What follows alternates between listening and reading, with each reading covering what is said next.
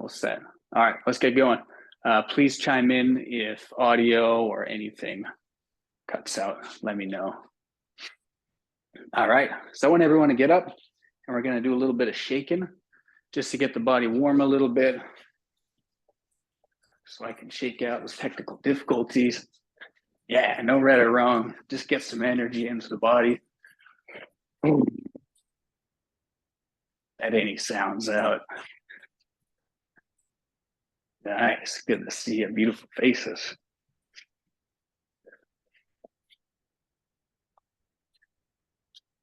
So shake it out through the hands, the feet, the legs.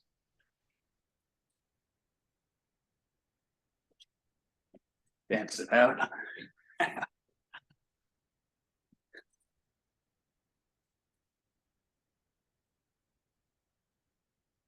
Yeah, whatever feels good to you guys. And just take it out, mix it up.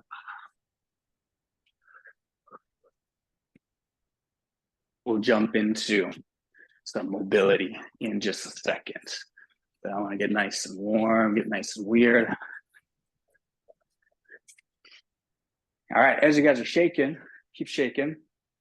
I want to run through a little bit of today and a bit of what I have planned. And so it's largely going to be a skill-based workshop. With that being said, heavy kettlebells are necessarily necessary, with the emphasis being on skill and being on technical mastery. We're focusing on fluidity. When it comes to fluidity, having a heavy bell doesn't help us out much because it gives us too much to work with. And so with the bells that you have available, keep them light. I want you to get as many intentional reps in as possible. Let's see. I want this to be as interactive as possible. So if you guys have any questions, that's how you're going to get the most out of this. It's a little more challenging online. We're not in person. You can't just, I'm not as present with you and your needs. And so online, just make sure you chime in and ask any questions so you guys can get the most out of all of this. Anything else? Yeah, we're going to learn some cool shit today. Some new movements. If you guys already know some movements that you're going to be taught, I invite you to dive deeper into them. There is your breadth of practice, the variety of your technical skills, and there is also your depth. So how deeply you can actually tune into the nuances of the movements. And so we're going to learn some flows, jump into a lot of cool stuff. I think that's it for intro. If you guys are all set, give me a thumbs up. Nice. And we'll get rocking with some mobility. Oh, you got fireworks again. All right, let's get going. So everyone stand up. And I want you to come hip width apart with the feet. I want to go through some simple joint mobility throughout the whole body. We'll keep it short and sweet, but we'll make sure we cover everything. So first off, this is a 3D workshop. So we're going to be learning how to move through multiple planes. So I like starting with these simple 3 movements I learned through Gymnazo, just to orientate these movements in this plane. And so firstly, I'm going to have you guys reach up and over, arc the back, chin up, and then a full fold, chin tuck, arms up, and explore the full extension and flexion of your spine. I love breathing in on the way up, breathing out on the way down. In terms of movement planes, this is our sagittal plane. We're moving forwards and backwards. The majority of kettlebell work is done in the sagittal plane, besides movements like our windmills and some other movements. So just orientate you, movement forwards and backwards happening in our sagittal plane. Let's go ahead and come out of that, hip width apart, and we're going to shift the hip one way and come into a deep lateral bend. Play with the hip, extend the arms. Call this frontal plane movement. So we're moving laterally. It's going to be a big theme of today.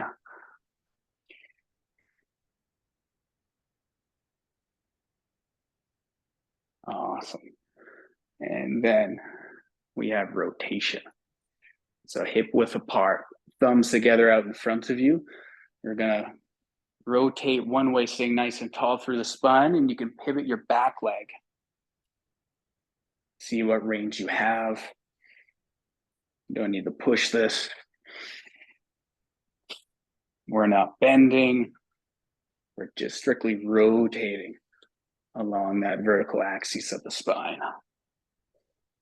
So this is our rotation.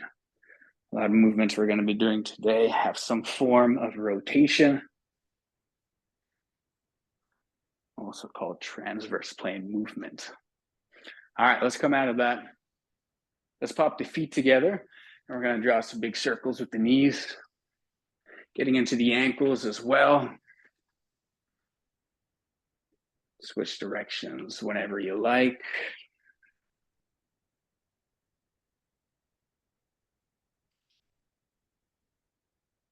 Yeah, awesome.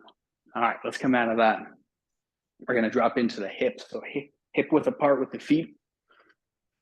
When you guys bend into the knees so we can free up our pelvis, we're going to look at some isolated pelvic tilts. And so trying to keep the ribs still.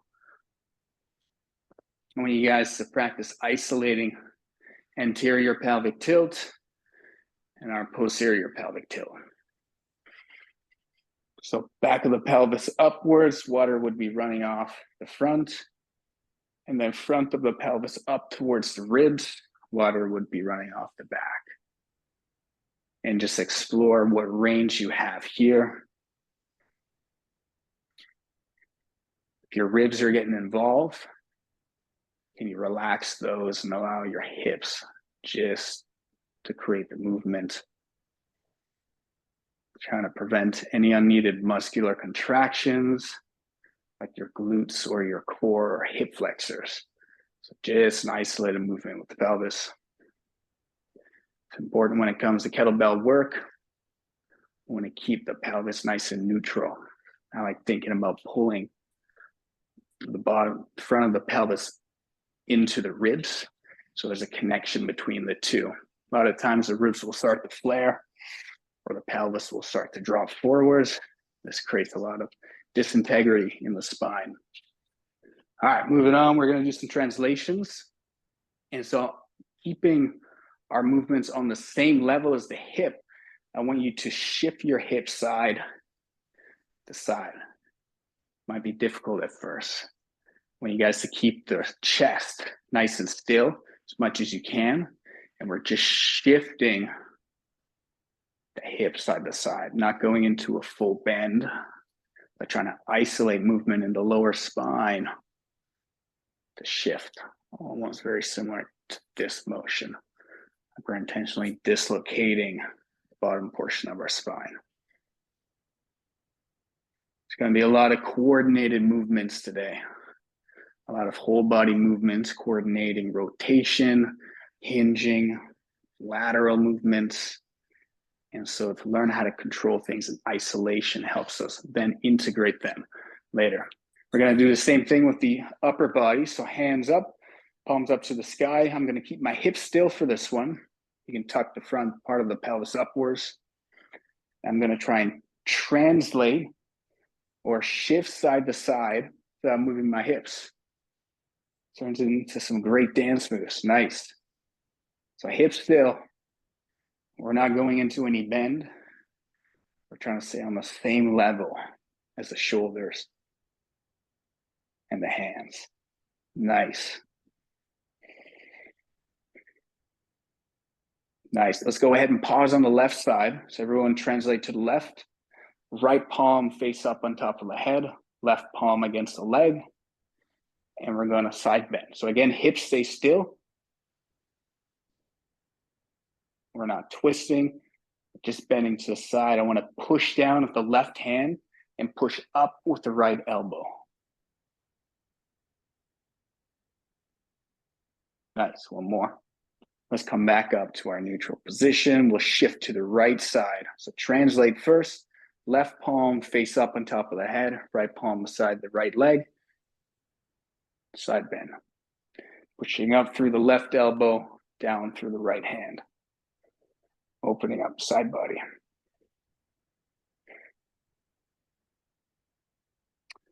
I think a lot of people here are either into or wanting to get into juggling. So I want to relate parts of today with how we can build patterns of juggling on top of without actually showing you.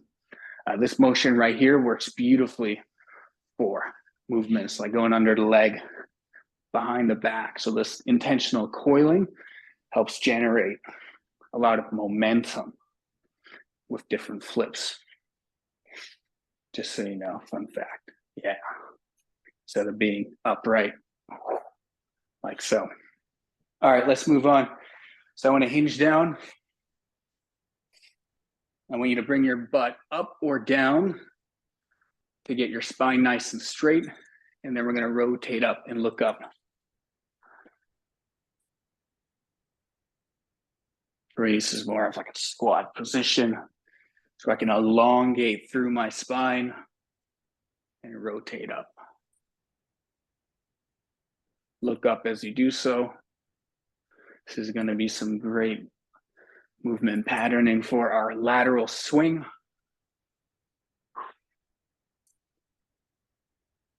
Nice. Let's come out of that one nice and slow. We're going to finish up with one for the shoulders, one for the elbows and hands. So palms up. Flip one palm up, one palm's down. I'm going to switch. So I'm going to be twisting my arms in opposite directions, almost like I'm wringing out a towel. I like thinking about rotating up through the pinky and down through the thumb. Push towards the side walls with your fingers as you do so, and gradually throw more shoulder over and look towards the open palm. If you want to throw a hip the opposite direction, that feels good too.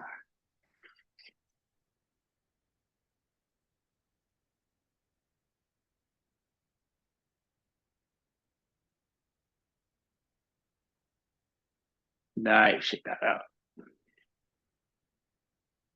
One more for the hands and elbows. So everyone pop your hands together.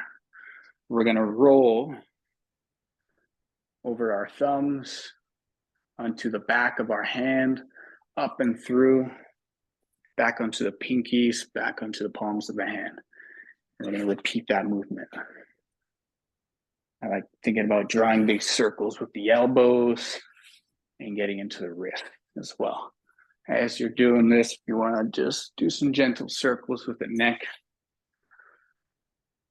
It actually takes more coordination than I thought. Nice. Excellent. All right, drop out of that. I'm going to leave it there. I want to jump in and do a movement with the kettlebell just to warm up the joints a little bit more and get the mind going. So everyone grab a bell. I've got a very heavy 4 kg bell I'll be using today. The shoulder's been doing much better, but I'm not supposed to hold much weight overhead yet. And so I will adapt for today. All right, this is a cool full body warm up I like to do with clients to warm up. So everyone grab the horns of the handle, the horns of the bell, bottoms up. And we're going to start with halos. So we're going to draw a halo going around the head, and then let's go the opposite way. Nice. Everyone's done these. These look good. We're going to add to this. I like thinking, as a quick side note, coming up, pointing the bell 90 degrees, creating this window, and then going around, up, around. Similar to our 360 with a mace. Excellent. Nice. We're now going to add a rotation. So everyone come back to neutral. Let's go over the right shoulder. Right shoulder, when we come back, we're going to rotate to the right. And as I come to the left again, I'm going to go over the left shoulder. Left shoulder, twist to the left. Right shoulder, twist to the right. Left, left. So it's a continuous pattern. Right, left, left, right, right. Our first little movement puzzle I've been calling flows. In other words, combinations of movements put together. Flows mean a lot of different things. I like calling a movement puzzle sometimes. I'm going to hit you with some movement puzzles today. All right, sweet. Last step, we're going to add a lunge. So right, twist to the right, step to the right. Or right leg forward into the lunge. Hop out. Left. Left. Step with the left. Come out. Right. Step with the right. Twist to the right. So you should be twisting over your front leg as you step forward. And then this becomes an integrated pattern in both sides. I want to make sure I'm not locking anyone out right now. That would suck. No, okay, we're good. All right. Okay. All right, sweet. Drop the bells down. Let's get into this. And so to start with, we're going to progress through this workshop. We're going to look at a little bit of a review of some essential movements. Our swing clean. If you're not super comfortable with the snatch, it's not, we will be doing movements overhead, but it's not a necessity. What you can substitute those snatches with, if you're not comfortable with a snatch, is swing clean and press. That being said, when it comes to the world of 3D movement, I actually like to utilize both types of swings. There's our hard style swing and our soft style swing. Hard style swing, more athletic, more aggressive. There's a single hinge in the hips, and the force production or path of momentum is traveling backwards and forwards. In other words, if I let this go, it would fly across the room. Our soft style swing incorporates a double dip in the knee, and so it is softer. And I like to think of it as this U shape that we're creating. The bell is coming down, we're dipping the welcome to bell. We rise up towards the back, coming into extension, and then we drop down and out. Both types of swings are useful. You'll see with our figure 8 patterns today, a hard style swing is going to be a little more beneficial. I'll explain that in a bit.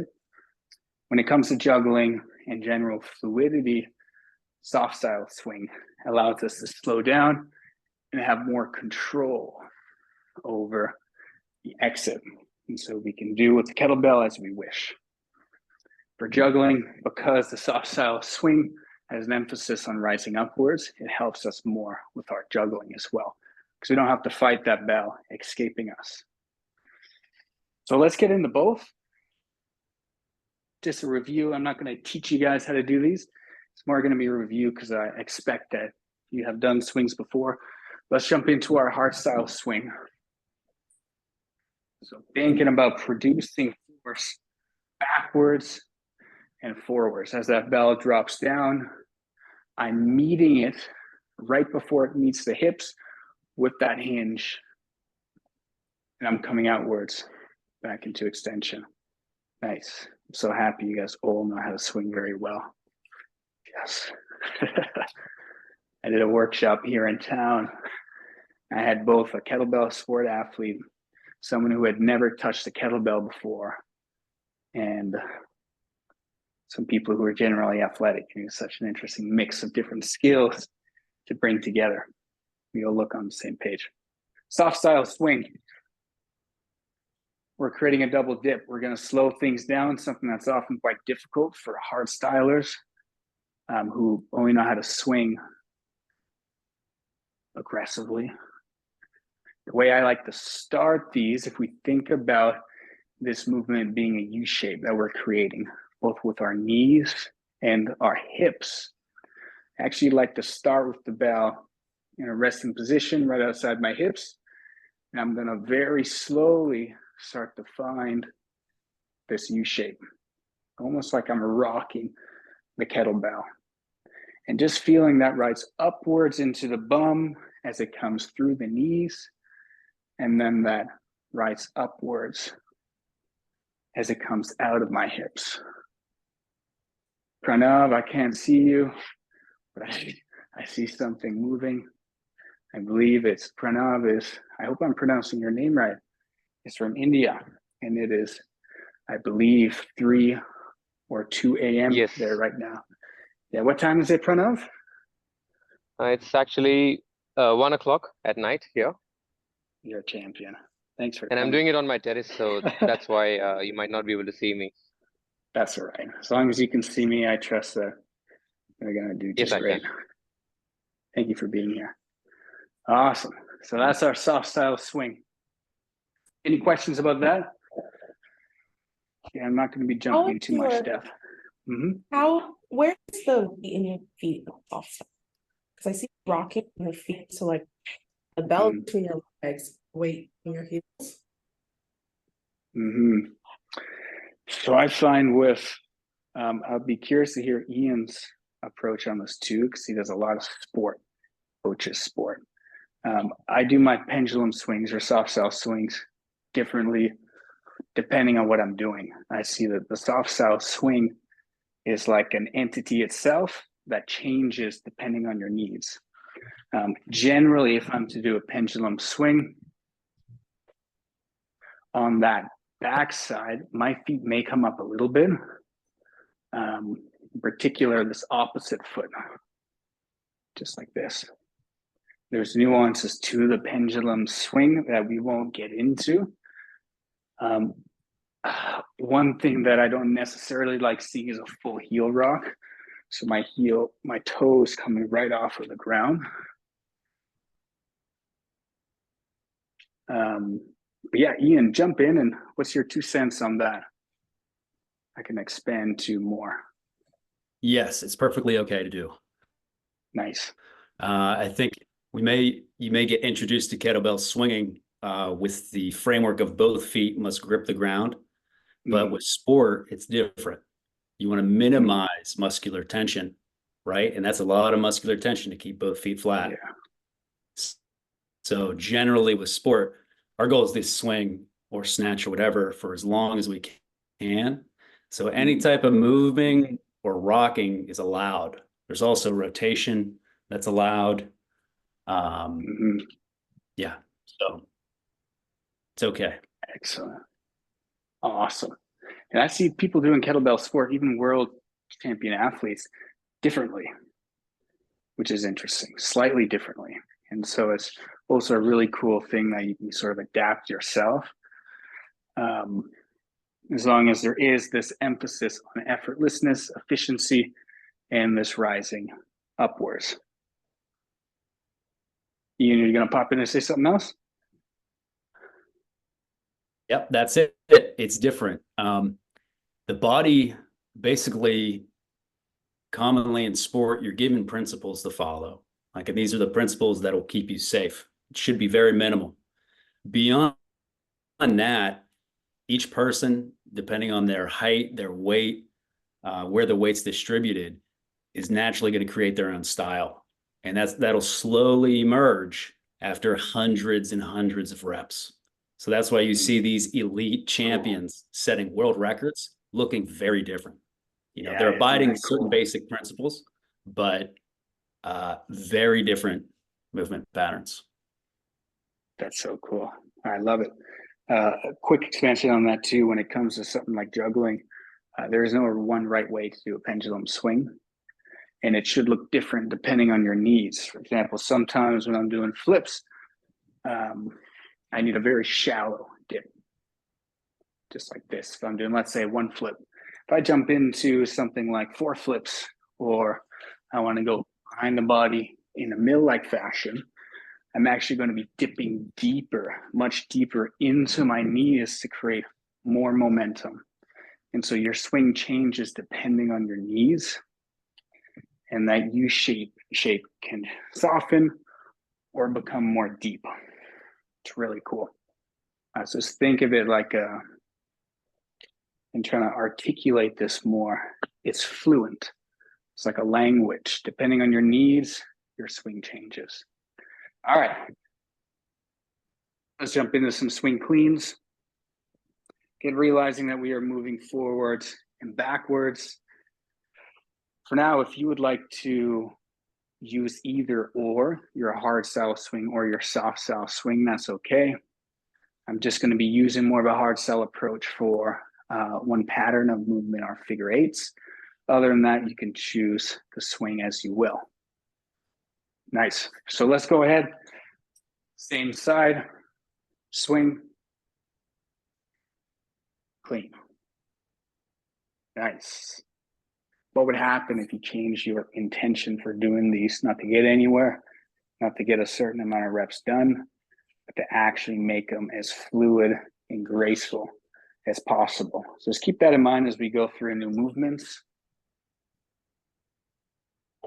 I see fluidity, or the sense of moving with grace, as a compass for technical mastery. I think the more fluid we can make a movement, the more in tune we are with the nuances of how that movement is to be done. Nice, nice work, Brett.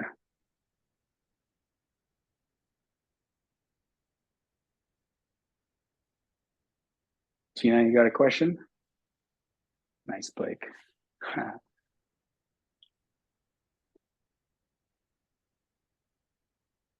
Nice. For simplicity's sake, let's go thumb facing the side as we go through the legs. This is going to help us out in a little bit. So in terms of how I'm holding my bell, I like to use the thumb to orientate how my hand is oriented. And so this is thumb backwards. My thumb is facing me. That means I'd be swinging into my legs like such. I would actually like you to be a little more thumb to the side. When our thumb is facing our butt, when we come out, we have this bend in the elbow that we're going to have to compensate for. When we're thumb to the side, much more of a close fit into the body. Great. Nice. Yeah, Brett, that looks much better. Nice. Awesome. Nice, Tina. All right. Awesome. And for those of you familiar with snatches, let's warm up some snatches. If you're not, what we can do is swing, clean, press. Back down. Swing, clean, press. Nice. Yeah. Awesome. Nice work. Nice. David, think about being nice and tight in here with our rack position.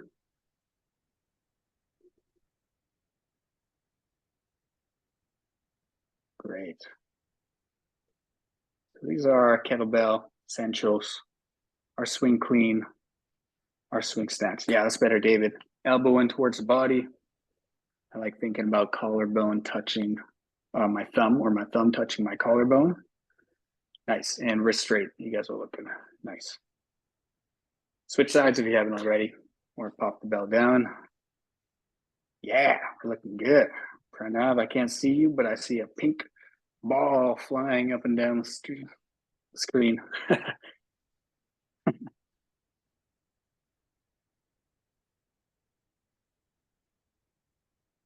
Great. Nice work.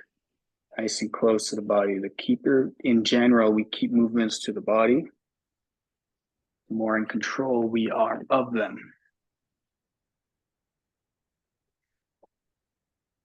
All right, you guys can pop the bell down. Just want to reiterate that last point. It's important today. The farther I am away from my body, the more difficult it is to control the bell. So if I'm doing my swing cleans and I'm having to pull back, it's going to be difficult. You're also going to wake up with a bruise on your forearm tomorrow. Same with the snatch. If I'm all the way out here, it's a lot of backwards momentum that I'm going to have to sort out right overhead. And so if we learn to keep the elbow a little more connected to the body, and we have this emphasis on rising upwards, our movements get a little more efficient because they're not as far away from the body. Nice. Any questions on those?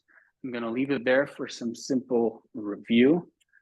We've got quite a few things to get through today, and so that being said, it's going to be recorded. Yeah. What's up, Pranav? Just coming out of the snatch, for example, like you said, it's important that you keep the elbow close to the body, trying to maintain that contact. So on the way down, as you come out from the snatches, so you lean the upper body slightly backwards, is it? I think as you that come out is, of the snatch? Yes, I think that is more of a nuance that you can feel into. This is actually a really cool point called counter movement. And so if the bell is dropping in front, I'm countering the movement backwards, and this acts as a bit of a break, especially down here as it begins to enter the hips, to then come in, as opposed to being nice and upright and controlling the weight from that place of stiffness. Ian, I would also like to hear your thoughts on that when it comes to kettlebell sport specifically. Where do you lean to in terms of counter movement? Because it's something very apparent in the sport world. More often than not, you'll see people lean back. And you may see some rotation back too. But it'll help keep a bell path that is close to the body as well. Right. Nice. But yeah, it's totally okay to lean back and natural. Nice. Perfect. Love it. Got it. Counter movement. I don't know how much I'll be able to dive into this concept today with our 3D movements. Basically, anytime a force is pulling us one way, if we counter the opposite way, we're going to create a little more balance in our movements, as opposed to being very stiff and upright and shooting out and having to utilize our core to stay balanced. We'll jump into that with our figure eights in just a sec. We'll be able to feel that. All right, tactical switches, jumping into a little more of the transition side of things. This is our first, the first movement and switch I like to introduce when taking people through this world of 3D movement. We're going to start with a swing. So basically what a tactical switch is a hand-to-hand switch, either going upwards into a rack or overhead position or downwards. So this is a tactical switch up. Tactical switch up. This is a tactical switch down. A tactical switch, simply a way to switch sides. How I like to introduce this one is with a swing right off the bat. And so what I'm going to have you guys do is start swinging. Keep your elbow close to the body. So everyone just starts swinging and keep a visual on what the bell's doing. So if your thumb facing across your body, meaning we have this horizontal orientation of the handle, there's a window that opens up on the bottom for your opposite hand to then sneak into. So as I'm coming upwards, I've got this window from the bottom that I can insert into to then bring it into a rack position. This is going to be more difficult if you're swinging away from the body. So Brett, when you're swinging, try and keep that elbow nice and close. And so there's less distance for that opposite hand to insert into. Nice. Everyone looks good. Nice. So just keep that window horizontal. And so it's simply an uppercut insertion to pop it onto the wrist.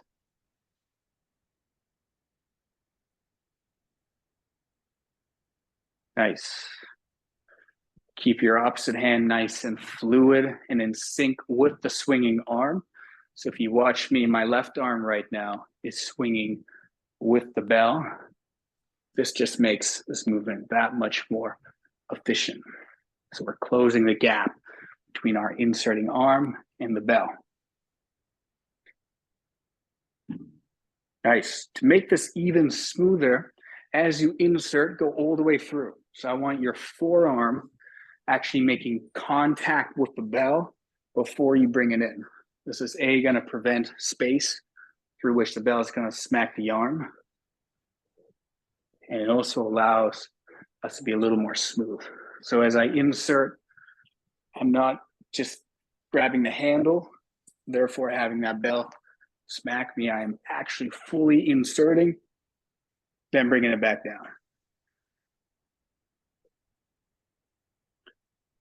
Nice. And the combination I want you guys doing is a swing up, insert. So this is our tactical swing clean. That same arm pops off, and then I work to the opposite side. Swing, insert opposite arm. Swing, insert opposite arm. Sean, do you end up in a full sideways rotation when you grab? Yeah, I appreciate that question. I like to think 45 degrees. And so as that bell comes up, as I insert and rotate, I end up being about 45 degrees. So if this was 90 degrees, which we are going to visit later on, 45 degrees is a little less. And so as I insert in, I do love this movement because there is this feeling of rotation happening. I love it with heavy bells in particular, because it allows you to use both arms to come up. One's pulling, one's pushing from the bottom, and you can get this clean rotation. There's a lot of carryovers to martial arts as well, and finding our punches, our uppercuts with rotation. So you're having like your shoulder meet the bottom of the belt and your forearm meet the side of the belt kind of at the same time when you rotate? Yeah, I guess that's a good way of putting it. Yeah, my shoulder, my elbow, my hand are all coming towards the bell. Yeah, you got it. Nice work, David. Nice work, Simon. Simons, plural. Nice, Brett. Make it easy for yourself. The more horizontal that bell is, the handle orientation, the easier it is to just rise up and through that handle. All right, for those of you interested, I want to move into the tactical swing snatch. Tactical swing snatch is going overhead. Again, if that's a little too intimidating, what we can shift it out for is a swing clean and press. Swing clean and press. Just as Simon's doing right now, this is simply a pull push movement. You think about the snatch. Not perfectly, but it's basically a swing clean with a press. If you watch me do this side to side, swing clean, press, and I gradually start to take out that rack position and I create one fluid movement instead, I have my tactical swing snatch. With this one, make sure you are fully inserting into the bell with that hand that's coming in. So this hand, make sure it's all the way in before going above the head, just for safety. If you need to actually literally hold on to the handle, and then once it's above your head, let go, great. We can work our way up. We don't have to go right above the head. Yes. Transitioning above the head as it's dangerous. Nice. So keep everything nice and tight to the body. Find that insertion. I find it takes place usually about head height, maybe slightly below. Very similar to where we would rack for our swing clean. Insert, push, and rise up.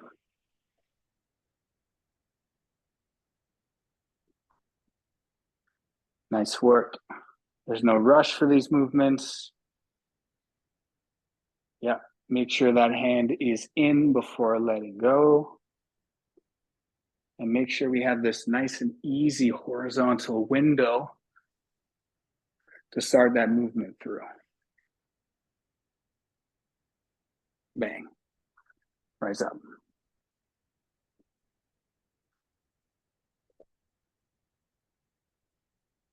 Nice. Yeah, looking good. Funny thing that helps when doing this movement, look at the bell. I think sometimes we get lost in the focus of what we're doing, and we don't necessarily pay attention to where the bell actually is. One of the reasons I love the soft style swing is that it slows us down. Simon, this Arlott. Simon A. Pronounced Arlu. Arlu? Yeah, Arlu. Arlu. That is so much cooler than Arlott. Arlu. One of the things I would like to see you do is slow down your movements, maybe taking into account that soft style swing, to have this movement a little more fluid. But if we're rushing this movement at all,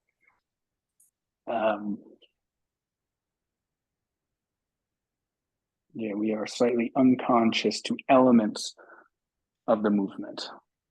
In general, I find unless there's a technical mastery, if we move really quick, we're denying ourselves the opportunity to dive into some more nuances. The slower we go, the more points of awareness or focus we can develop for our movements. Hence becoming more fluid, hence a little more technical mastery. All right, another minute on this guy. You guys are looking good. Make it as simple for yourself as possible. Nice. Nice. For this movement, I find, yes, there is a little bit of rotation. If you want your shoulder that's inserting into the bell to rotate forward, you can. Other times, I just keep my chest facing forward. So shoulder forward would look like this. For different reasons we're going to get into with needing to rotate to the outside, though. Explain that more in a sec. I like to just keep my chest forwards.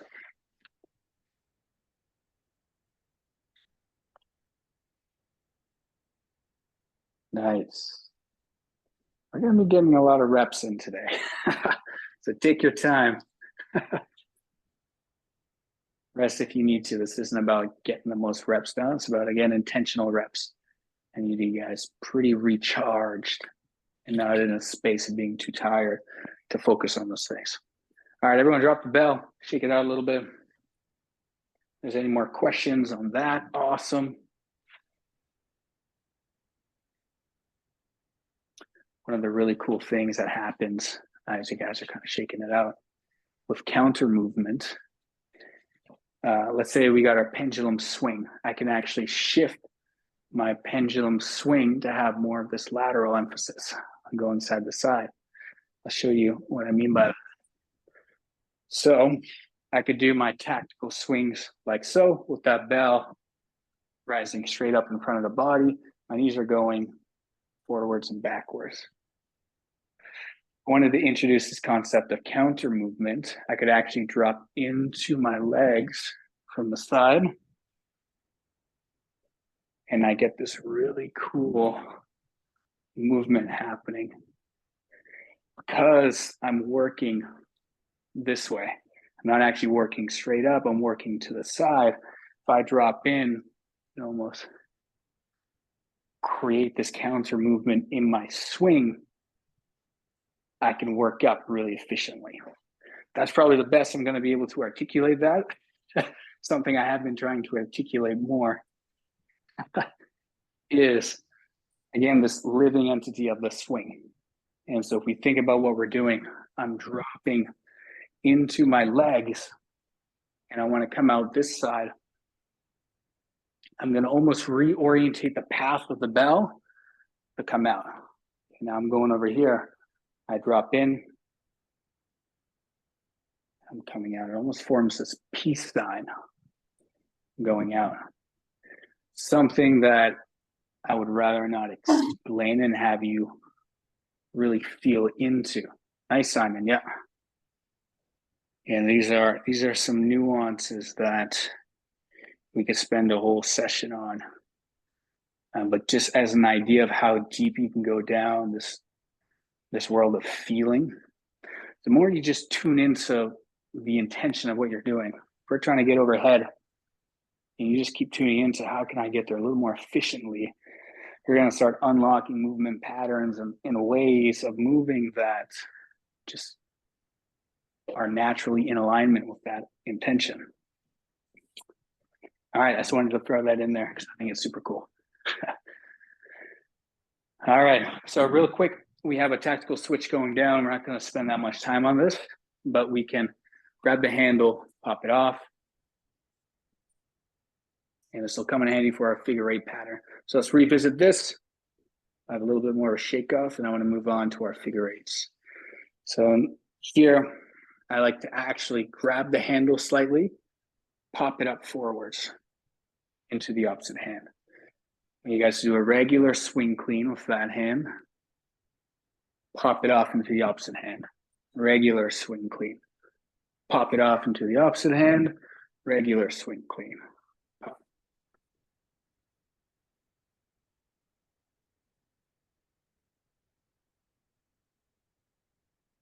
Nice. So David has that belt. Yeah, that's it. What does that look like at the top? The popping it off. It doesn't come up and over, right? Is it kind of a like what does that look like? Yeah, good question. And so I'll come a little closer here. I'm basically just letting go of the bell. There's not much to it. I don't need to pop it over. I simply need to almost use my legs to pop it up and away from me. And then I'm slipping that hand out, letting it fall. Make it as easy for yourself as possible. I'll take a look though, Brett. That's it, exactly. If you want to make it even easier, have your hand already on the handle as you pop off. Nice. I don't use this one as much as a standalone, but I like to introduce it because we're going to be doing a figure eight pattern that requires a switch off and a switch on. Once you guys are cool with that, shake it out. I don't like doing that one from overhead, by the way. It's doable, but I just prefer not to switch out from overhead. If you'd like to, there's no right or wrong. There's a lot of things that I don't cover in this workshop, or how I've designed the system for teaching people 3D movements. Basically, what I've done is looked at the essential skills and movements that are needed that build into disciplines like juggling. So there are some movements, for example, the figure eight, that I'm not going to do. That's because I don't find them essential for building on top of. It'll make more sense with the figure eights. All right, how are you guys doing? We've approached the hour mark. We all set? I do want to take a break, a little longer break at the hour and a half mark. But I think to make up the 15 minutes of technical difficulties, I want to keep going and cover our figure eight patterns. All right, that all sounds good. All right, check it out. Figure eight patterns. Now that we've done our tactical switches, great for switching sides. If you're doing a work set, you're doing presses, press, tactical switch, press. So it's a way of just transitioning size, and it adds some cool transition and rotation. Also, again, cool for heavy weight because you have a pulling arm, inserting arm. In terms of what planes of movement we're utilizing, sagittal plane, moving forwards and backwards with our swing, as well as a little bit of a rotation. As we get into the figure eight sequence, one of the reasons why I really like this sequence or pattern is because it actually utilizes all three planes of movement. So this is our figure eight swing. Actually, better yet, figure eight. We're going to learn this pattern, but if you take a look at what's happening, I'm utilizing the sagittal plane. I'm moving forwards and backwards. I'm also moving a little laterally across the body. And I'm also rotating the finish. So I really like this movement for combining and having a movement sequence that combines so much. So here's how we're going to start. I want to dive into some subtleties of this. We're going to start with the bell on the ground. I'm going to have you guys come about hip width apart with the feet. I don't like going wide with our figure eight patterns. Simon from Vancouver, it's just something I think I was starting to tell you online. The farther our feet are away from one another, the more this turns into a lateral movement. The more we have to work side to side, and it's not congruent or efficient with working upwards. Hopefully that makes sense. When we come in a little narrower, this becomes very similar to our hard style swing. There's much more of this emphasis on working up and across the body. So I want to keep that in mind as we go through our figure eight sequences. I'll guide you through this all. Narrower is better. I want this to be a forward and back movement, along with a little bit of shifting that we're going to get into. All right, everyone pop the bell on the ground about a foot or two in front of you. I want you to come down into a deep hinge position. So like karate chopping the old hips, standing on back, squishing my hands between my hip flexors and that pelvic bone right there. Nice. From here, just chill here. Brett, yeah, actually what you just did came down on your knees. That's actually where I want you. And so the deeper we go, almost in the squat range, the more space we open up behind the leg. Okay, so if I'm up here, I've got to really bend to get my hands back. But if I'm almost in a more squat position, I'm going to be able to maneuver that bell that much more efficiently behind the knees. So if you find that transition getting a little stuck behind your knee, drop down a little deeper. Here's what I want to start with. Simple ankle circles. And so we're going to be keeping in that hinge position and working low. This is the hardest part of this workshop. Make sure those glutes are on, the core is on. Keep it nice and low.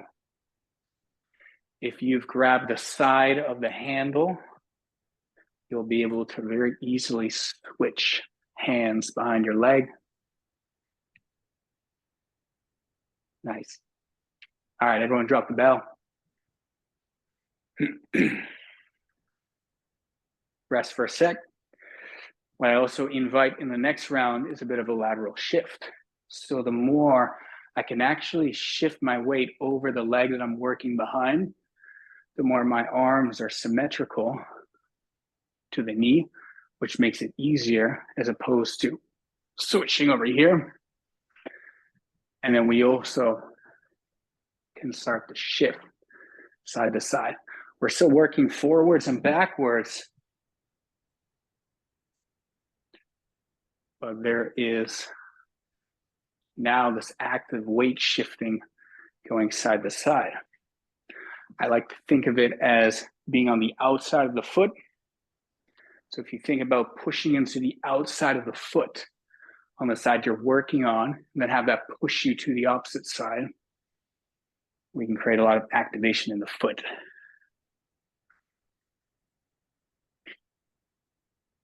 Nice. Feel that out and then pop up when you're ready.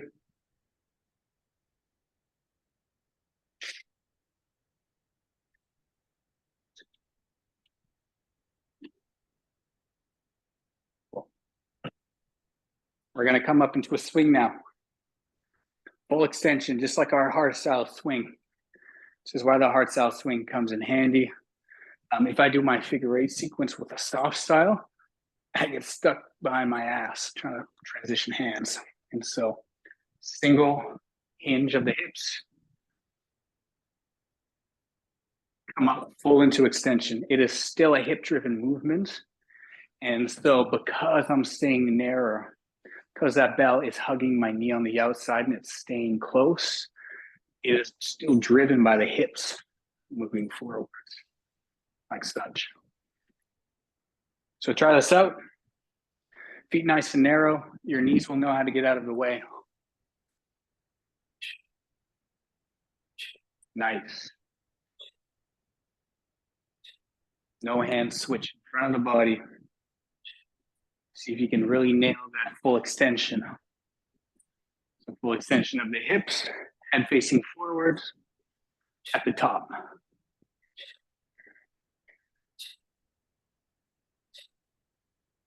Nice. David, if you lean your chest forward a little bit more, it'll be a little easier. So instead of staying upright at the bottom, allow yourself to actually hinge over, drop the chest. Your hands will just have more space behind your leg. Nice. You guys look great. Nice work, Brett. Simon, those look good.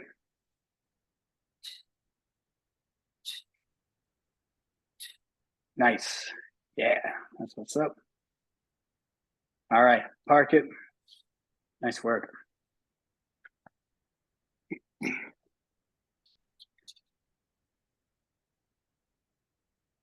Cool.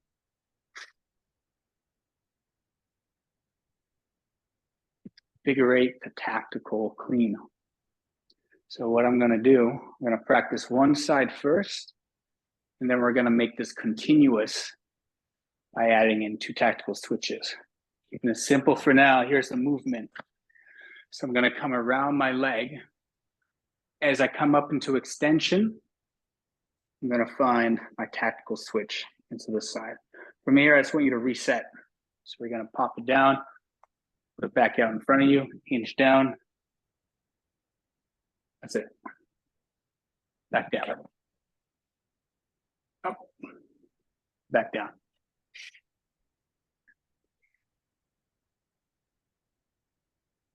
So we're switching sides as we come around that leg. Nice breath. I'll keep doing them just so you guys have more visuals. Right arm grabs to the left behind the left leg, back into the right. That's it. Nice work, David. Nice. And actually, if you guys want to, instead of parking it every time, drop straight in from here. Drop right in. You can do that. Drop right in. Drop right into the swing or the figure eight. We're working one side.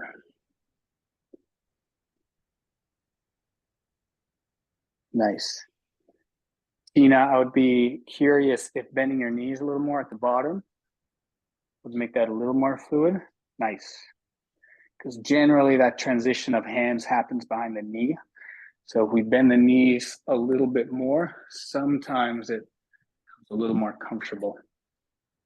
You look fluid before, I'm just nitpicky with the nuances. Nice. Awesome. Again, emphasis on going forwards and backwards, now laterally, side to side. Nice. Your knees will move out of the way. Oftentimes when I juggle and I'm doing flips literally in between my legs, my feet are still quite narrow. And your knees will just like, they're allowed to shift and move. Have to dance a little bit. Awesome. All right, drop that bell. We're going to make this continuous. So what I'm going to have you do is actually, before we do this, this comes in handy. The reasons you will understand in just a sec. So I'm going to tactical switch off and tactical switch on. Tactical switch off, tactical switch on. A movement alone doesn't make much sense, but it's going to make sense in just a sec. So if my right hand is racking the bell right now, my left hand's going to take it off, and then my left hand's going to pop it back on the right. In other words, your right hand is just a placeholder. Nice. Yeah, that's it.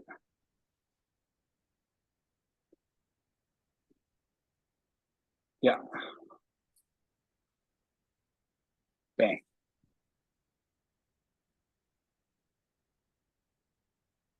In other words, I'm going to repeat this a lot in this next movement pattern. The hand that brought it up takes it back down. The hand that brings it up into that rack position takes it back down. Yeah, it's going to be important. If you follow that rule, you're going to be just fine in this next sequence. Yes, practice both sides. Do 1 or 2 more reps, and then drop it down.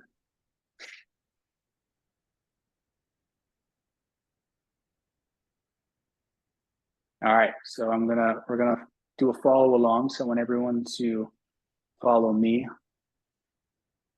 Wait for participants to. Nice. All right, Tina's back. All right, everyone, pop your right hand on the bell. Pop it out in front of you. Our right hand's gonna start on the handle. I'm gonna bring it around my left leg into my left hand. My left hand's gonna bring it into the right. I'll show you, and we're gonna do it all together. So take a visual, right, left, right, just like we've done. I'll meet you up there. So right hand on the bell, into the left hand, left to right. Everyone should be in their the right hand up here. Nice. Yeah. All right. The left hand, right, the hand that brought it up, is going to reattach to the bell, and it's going to take it behind the right leg. So left hand takes it behind the right, and the right hand's going to bring it back up to the left. Nice. Yep. Nice. The right hand brought it up, so the right hand's going to bring it back down. Right hand connects. We're going to go behind the left now. Hand up in the right. Nice. Same hand that brought it up brings it back down. Now switching sides. So you see how we are continuing this figure 8 pattern. Yep, same hand that brings it up brings it back down. David, now, yeah, left hand brings it behind the right leg. That's it. Nice. So we should be continuously switching sides.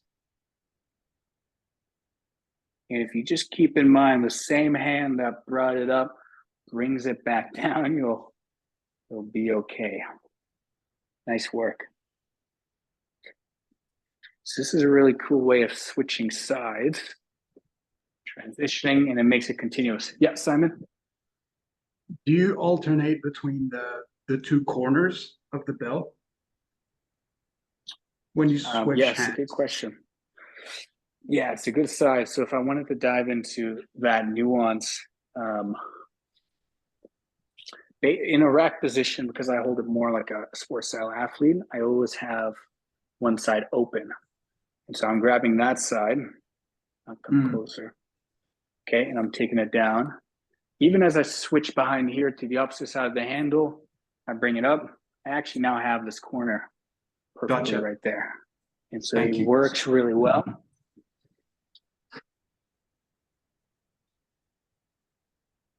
Perfect. Yeah, I find that's pretty cool. And kind of the right side opens up on the handle. If you're less specific with this orientation of holding the handle and you're like this, don't worry about it too much. It's more of our hard style grip that's commonly found, where the bell is in the middle of the forearm. sports style, we shift to a little more of an angled approach. It feels much better. You guys can learn how to just grip the bell like so. It feels real nice. I'm not going to dive into that too much. Nice. Continuous figure eight pattern. Let's go overhead. All right, so let's quickly visit our same figure eight.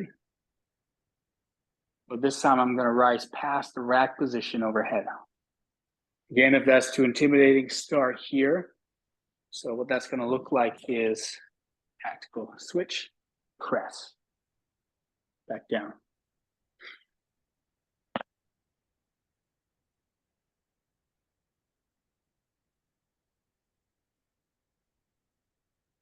Nice. Brett, if you think about, again, those movements being forwards and backwards, as soon as you come around your leg, let that bell rise up.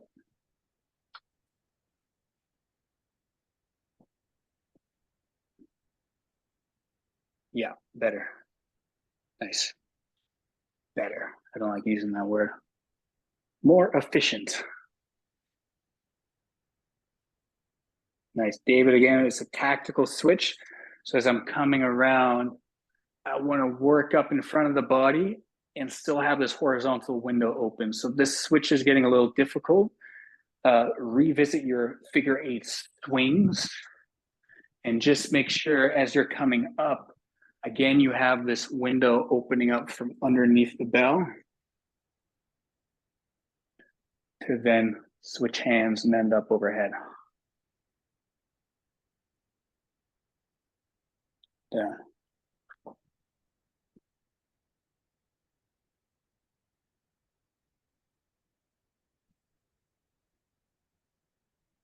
I see.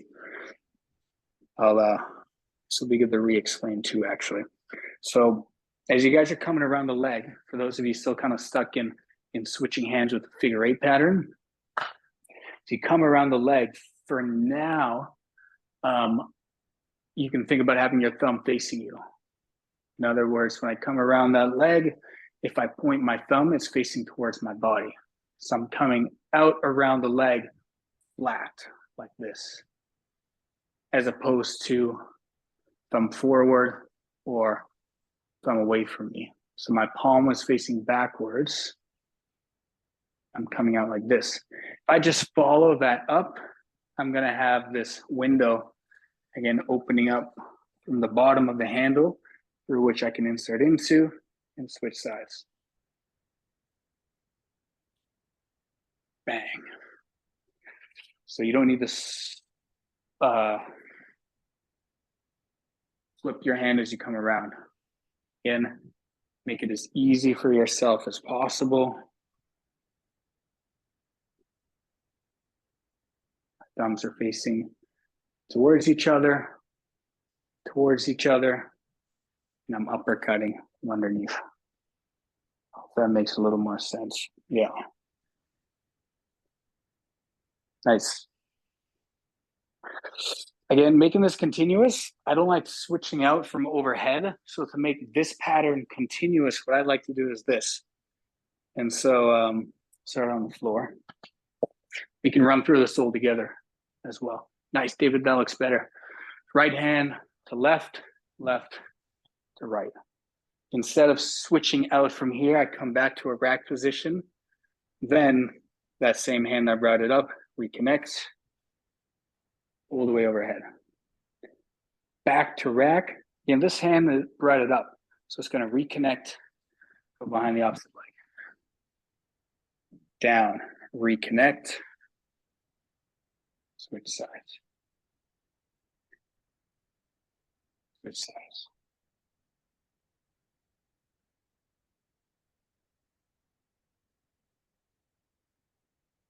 Nice. Nice, Brad. Nice, Simon. Nice. Nice. Back to rack, opposite hand grabs. Yeah, nice, David.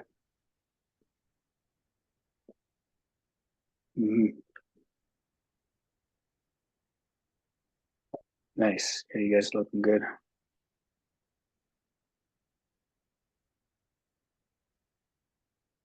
Nice.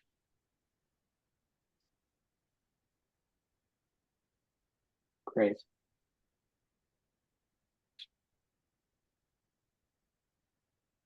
Nice. Sweet. That's our continuous figure eight to tactical snatch. Terminology, again, I'll break it down in skilled review videos after the session. And so you don't have to try and remember all of this. I'd rather you focus on feeling into it. I'll provide videos afterwards that will just review the terminology and tying words to movements, because I know it can be a lot mentally. Figure eight, tactical snatch. Figure eight, tactical snatch. Tactical snatch because we're switching hands as we go up.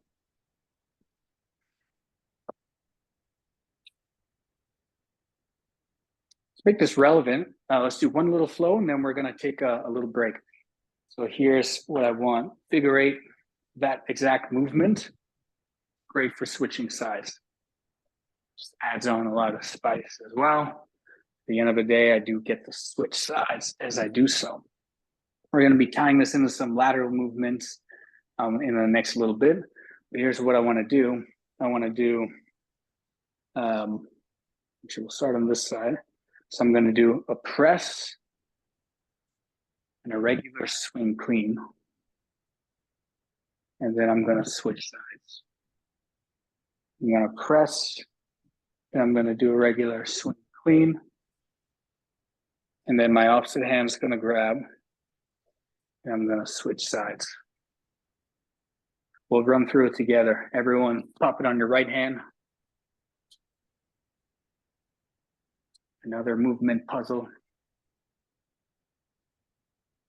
Awesome. So everyone's in the right hand. Let's press. Let's bring it back down, and we're going to do a regular swing clean. So no switches of hands. Back in. We want to switch sides with the figure eight. Our opposite hand's going to grab. We're going to go around the right leg, end up in the left. So everyone meet me in the left.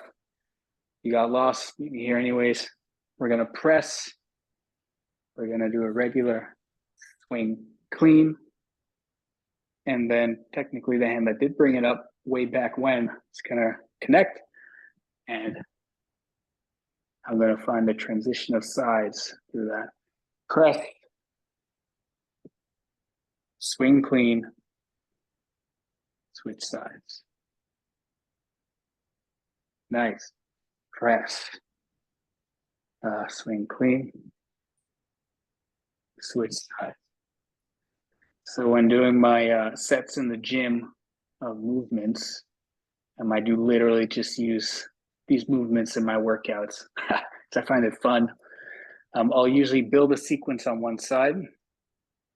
Could be a press, could be a swing, could be a snatch, and then I'll use something that transitions sides, like that figure eight sequence, and then I'll repeat on the other side. I just work back and forth. I find this is a great way to build strength, but because we're switching sides every time, there's an endurance factor to it. Just as if I asked you to do snatches in a sports style way, we're working one side for 50% of the time and then switching sides. If I asked you to actually, when you were efficient, do a tactical snatch, I can do these all day. I'm utilizing both arms. No one side is taking all of the fatigue. Any questions on any of that? We're going to take a quick, a little break. I'm going to be here. I'm going to eat a bar, and I'll be here for any questions as well. Let's do like five minutes or so. If you need to run to the bathroom, grab a bite to eat, drink some water, feel free.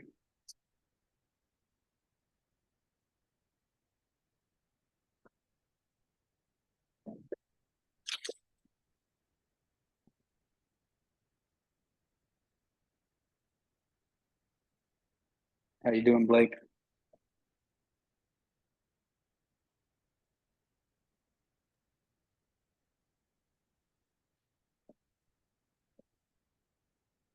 can't hear you, but I'm assuming you said something about not being able to talk because you're on two devices. It's the video. If you turn off the audio on your other device, yeah, then you speak on this one. Yeah. This happens to me when I join on a computer and phone.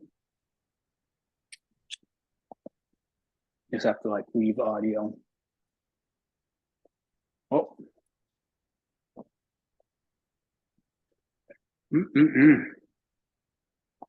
Simon, where are you from? Arlo? France. I thought so. Nice. What time is it in France right now? It is 9:30 p.m. Wow. Thanks for jumping on, man. Well, I wanted to. That's awesome. That's awesome. Pranav, how are you? I'm doing great, Sean. How are you? I'm doing good. Doing good. I got good sleep last night, actually. I'm getting really good sleep Yeah. recently. Nice. You haven't gotten any sleep. No, I tried to make up for an afternoon nap today, so I could stay up. That's great. I have currently 2 students from India right now, both from Mumbai. And Oh, nice. the last hour of the day where I get sunlight is the first hour of the day where you guys get sunlight. And so it works out Yeah. just perfectly. Nice. I'm glad you're here. Thanks, Sean. Glad to be here. Awesome.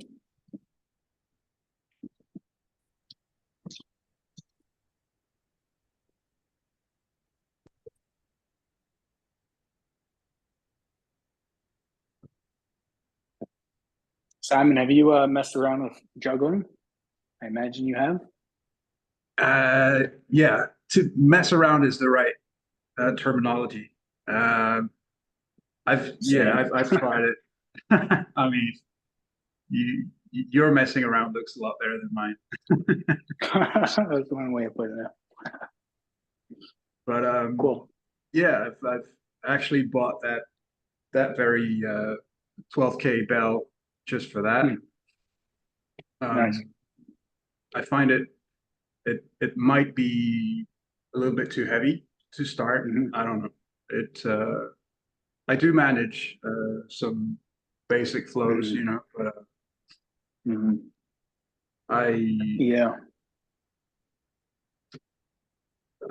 sort of stuck, like for lack of a better term.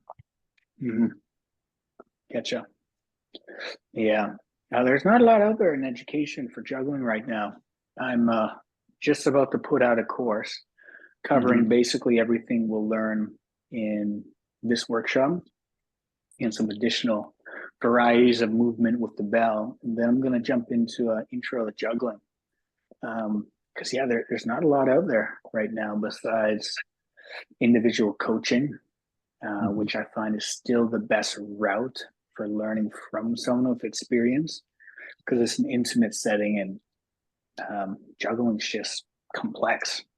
But I'm really excited to put something out there for people to at least start and to get through that first phase of being stuck, because I've been there. Awesome. Brett, where are you from? I live in England. Cool. Yep. Awesome. I'm not from there. In England? Oh, you're not from there? No, not originally. Originally from Texas, but I've been over here like over a decade. Cool.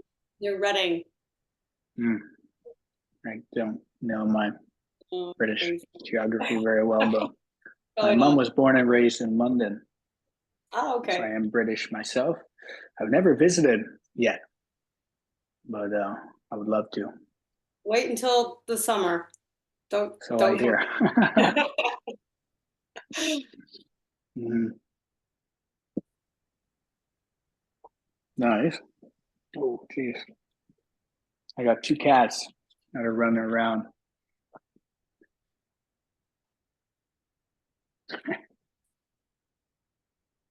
All right. We'll just wait till the troops gather.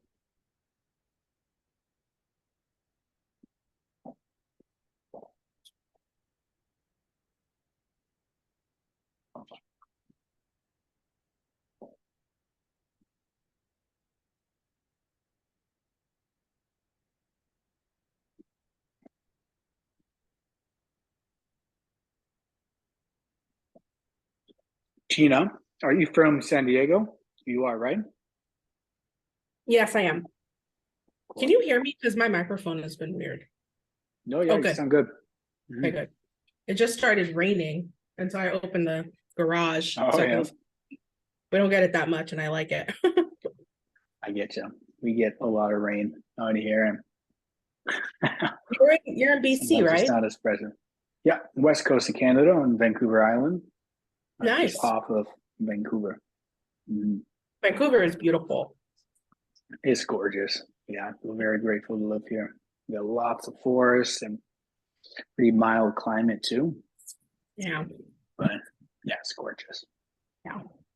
Are you going to Belfast? No, is that a thing? And, yeah, geez.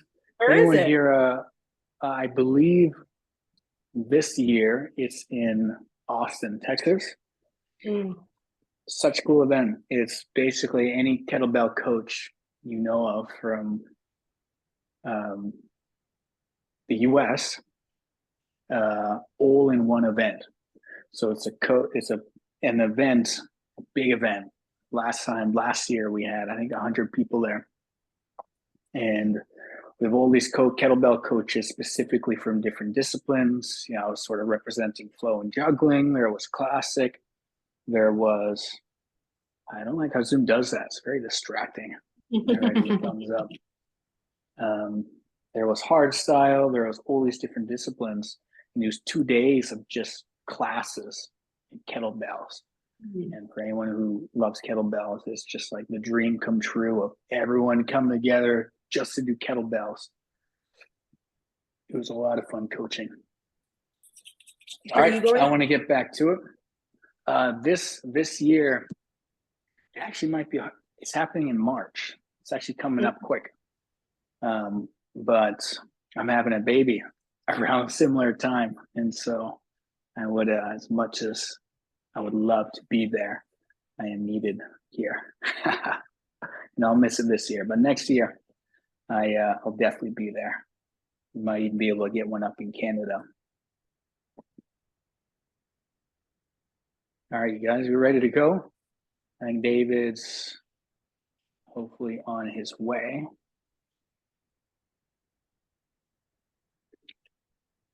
Nice.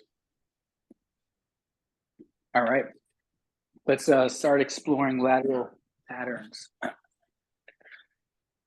As now we've covered forward and backwards, we've moved sagittal. Figure 8 patterns sort of introduce some different options, sort of like a mix. And there are lateral patterns are basically frontal plane movements. So anything that you can see right now moving side to side takes place in this frontal plane. I call it moving laterally. We call it moving laterally, I guess. And so, when it comes to lateral movements, it's important to know your degrees. And so, if I'm wanting to move laterally to start, and I'm side on to you guys right now, I'm going to go 90 degrees to the side, and I'm going to toss and cast 90 degrees to the side. Not out here, not over here, but right to the side of the body. And we get into trouble when we cast out in front of us or out behind us. Our knees get in the way. That's no fun. But paradoxically, if you go directly to the side, you're going to have the easiest opportunity to just glide along the front of the body. How I like to introduce this movement first is through our lateral cast. And so this movement is not a hinge-based movement, so you can actually go ahead and tuck the front of the pelvis upwards. Then I'm going to rotate towards the outside. And so if I'm holding the bell in my right hand, I call this direction inside and this direction outside. So I'm going to go 90 degrees from the side, and I'm going to cast out and in front of my body, just like so. If that alone is a little intimidating, just start swinging the bell in front of your body, just like this. It's a new pattern. Not a lot of us move in a normal gym setting, side to side or laterally. Yeah, this is not a hinge-based movement. So Brett, no hinging, even with the chest, stay upright. I feel like I want to get out of the way. You're gonna get into the way if you if you do that. But explore. Do I keep my knees kind of bent? Do they need to lock out? Because I feel like they want to lock whenever that. Is that okay? And so when the bell is in front of you, you can lock your knees if you like. As soon as it leaves the side, you can bend your knees. I'll explain that a little better. Although I didn't really want to get into this because it is a big nuanced hole. But if you guys move your feet wider, so let's go about shoulder or wider apart. If I start working side to side, again, I introduce this concept of counter movement. So the bell is pulling me one way, I'm leaning the opposite way. Pulling me the other way, I'm leaning the opposite way. It's subtle. Again, I'm working just in front of the body. I'm not swinging backwards.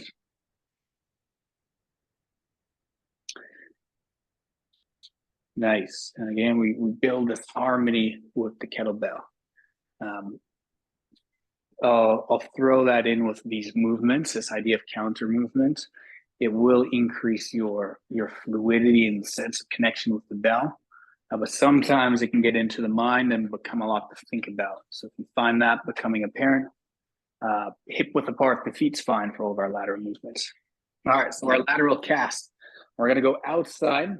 As I cast the bell 90 degrees to the side, I'm gonna orientate my thumb as quick as possible to go across the body.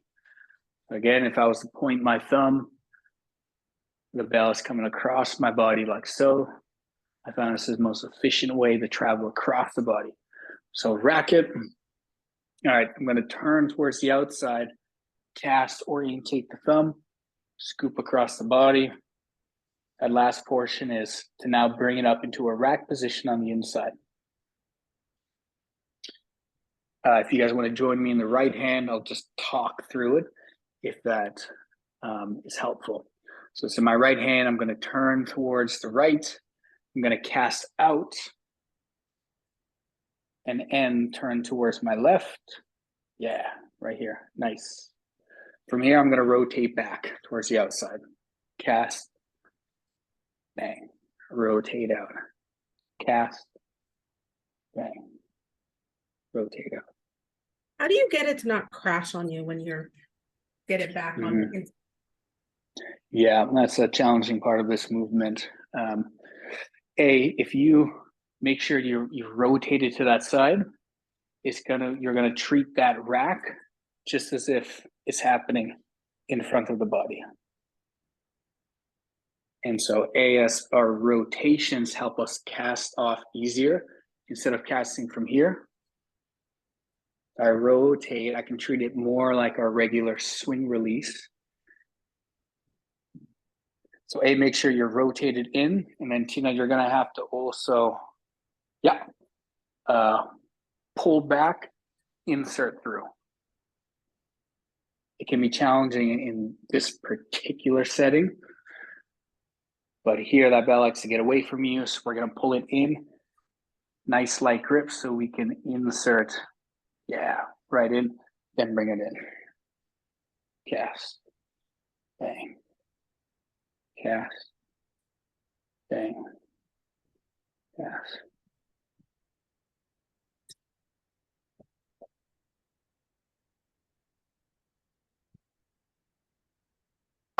Nice. Yep. Right out to the side. Yeah. Nice work, Blake. You look good. You look good too. I like your shirt and your hat. Nice. Coach Cat. I do see which all I got is Coach Cat. Catherine? Cat Johnson. Cat Johnson? Yes. Cat John. Oh, okay, Cat. That makes things easier. You are moving with a cast iron bell. We can do all of these movements with a cast iron bell. Sometimes it can just be a little more difficult. You'll see, and I'm actually impress everyone as more of what we call a competition bell. They're all the same size, different weights, and they just fit a little nicer onto the forearm.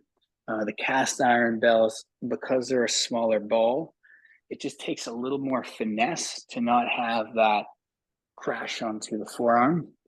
So just keep that in mind. And if you want to dive into this and really feel into the fluidity of a practice, you can look at getting into a competition bell. But how's all the movements been with that kettlebell right now? What do you mean? How's what? Is everything feeling good with all of the movements? Yeah, it's feeling good. I just have I feel the callus right now, so. Oh, the callus. Okay, I I got haven't moved. I haven't moved in a month.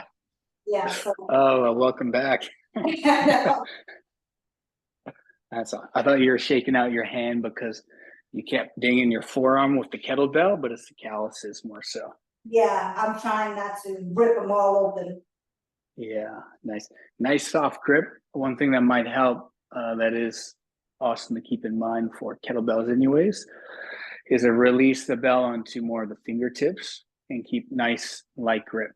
Actually, Ian posted a quote the other day on Instagram, treating the handle like an egg. I can't remember who said that to you, Ian.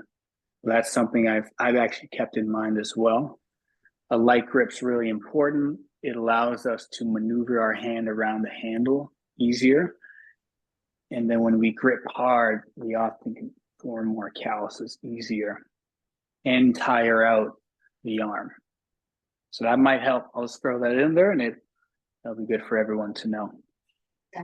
Thank you. Sergey, good enough. Yeah, awesome. Thanks for sending that, Ian. Yeah, anytime the kettlebell is out of my rack position or my overhead position, I am always in the grip. Very rarely do I ever actually have this grip, even when I'm juggling. So if let's say I'm doing a big flip, I'm literally going to catch the handle and then shift right away into that fingertip grip. It allows for a lot of flexibility, softness, and it'll keep your grip. All right, side cast. Yo. Are you saying that when you're casting out, are you on your fingertips? Yeah, and so if I was to do that outside cast, I'm casting out, and then I pull back, and then I orientate my hand to go across the body.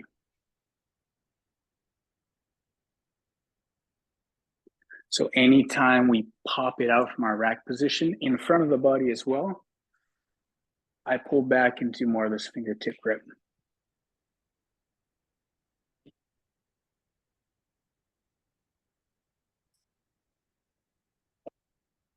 Great. Yeah. If we're gripping the bell too hard too, it makes the punch through very difficult because we're not allowing that handle to move because we're gripping it so hard. Yeah, it just feels terrifying. I'm gonna lose it if I put it on my fingers. Yeah, you can work your way out, especially if you're inside. I get it. If it's new for you, you don't have to necessarily fully integrate it right now, but definitely explore with it. It's just basically a softer grip. That's what we're introducing. All right, so that's our outside cast to inside rack position. We spent a little bit on that. Fundamental movement, that's so important. What this turns into is learning how to flip across the body, because I'm now comfortable with moving side to side. So all of these patterns build into juggling patterns. That's why we learn them first, so we can orientate the body to understanding those movement patterns. And so we can just build juggling on top of.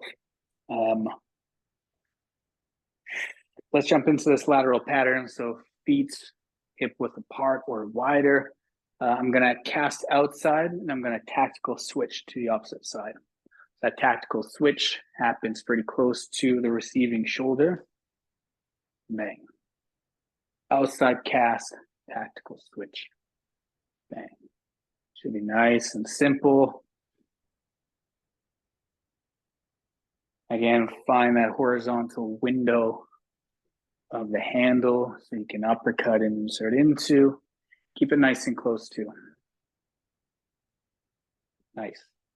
I love this one personally for warming up my lateral movements, especially when I get into juggling. I just like it because it orientates my body moving side to side. Great. Nice. Nice. We got plenty of time too. Super stoked actually with how the timing worked out. All right, sweet. I want to dive into something with the legs because this is something that's not talked about much, something that I struggled with when I started juggling in particular. And that was keeping a very narrow stance with all of my movements. The more narrow I am, the less I can shift side to side. The wider I am, the more I can shift side to side. Where this comes in handy is weight distribution. So if I cast out and I shift my weight back, I have more involved in the path of momentum with the bell. And so I call it again this counter movement that happens. I like to play with it with that lateral switch. So if I'm pushing something out this way, there is an aspect of me that is leaning back. As that bell comes across the body, I'm mirroring it and then coming back in. Something to play with. Again, if it gets too mind heavy, disregard it for now, just because it can become very, can take up a lot of mental capacity. I'd rather see you feeling into movements. So when we introduce it slowly. I don't know if Simon just smacked his knee. Yeah. That happens from time to time. Yeah. Oh no. So as we introduce this, little movements with the knees. So I'm more so thinking about shifting my weight to the outside of my foot, side to side. Because from the side, this movement looks like this. There is a knee that is taking space forward a little bit. If I stayed like this, now I have something in the way. So if I didn't counter shift, yes, I have something in the knee. Perfectly as shown by Simon, unfortunately. And so, yeah, thanks, Simon. We planned that before. There is a gentle countering of the movement. Where this really comes in handy when we get into big flips and juggling is that if I don't do that and I'm in here, I am receiving all that momentum basically with my back and core. So as I go through my movements, as I can't shift, I'm taking a lot of that stress. For example, I do a big mill, which is a flip, and then I catch, and then I come across, it would look like this. If my feet are out, then You see how my legs are taking more of the weight. Just some nuances to dive into on your own time more so. I just wanted to throw that in there because it's actually helped my back a lot, especially when juggling and doing bigger flips, because I'm not taking all of that weight. My back's and core isn't taking all of that weight. My legs can shift and load side to side. Cool. Lateral cast, tactical switches. While we're in the spirit of casting, bottoms up transition. This is our bottoms up transition, a popular movement in the kettlebell flow world. Again, not a hinge-based movement. Here's how we're going to start. I want everyone to grab the left side of the handle with the right hand and start swinging it in front of the body. So grabbing the left side of the handle with the right hand. So we have this opening on the opposite side of the bell. As you start to cross the midline, your elbow is going to stay in place and you're going to start to curl upwards. Just like this.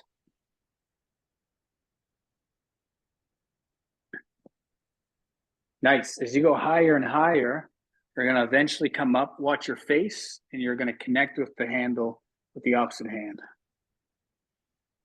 And then that side's going to take over. Yeah. So you curl it up using momentum, connect, flow out the other side. Connect, flow out the other side. I'll jump into some things to make this more efficient. But you guys actually all look great. Nice. About head height, because that allows our elbows to come together closer. If our elbows are out here, this is what happens. It gets awkward. Our elbows are tight together. Then I get this beautiful elongation, flex, elongation. So I want to work from a full extension of the arm to being tight to extension of the arm. Again, if I'm like this, it gets really awkward, especially trying to come out to a rack position. So stay nice and tight. And eventually, just like in Hot Wheels with the loops, it's one fluid movement. Come over. Nice. Right now, we're not rotating, but we will start to rotate when we introduce the outside cast. So to get into that, when you guys are ready, I rotate towards the outside of my rack position. I cast. I'm going to find that momentum and build, and then catch on the opposite side. Cast. And yeah, take your time with it. Nice. Yeah, you got it, Brett. That was good.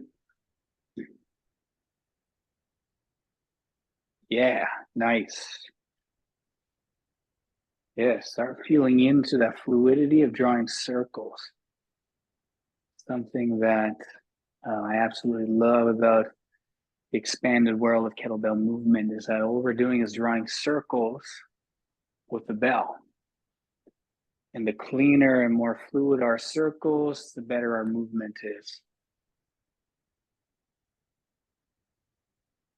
Nice. So that transition takes place with our chest flat facing forwards. And then as we come out, we can go into rotation. Cast, bang, rotate.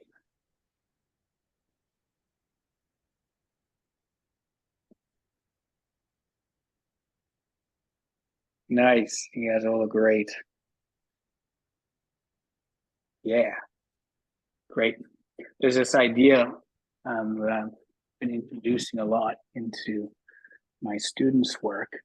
And that's the idea of even tension throughout a movement to create these nice fluid circles. So if you look at all these movements as circles, if there are areas of that circle that take a lot of the momentum and force, it's going to reflect in your movements. It could be like this.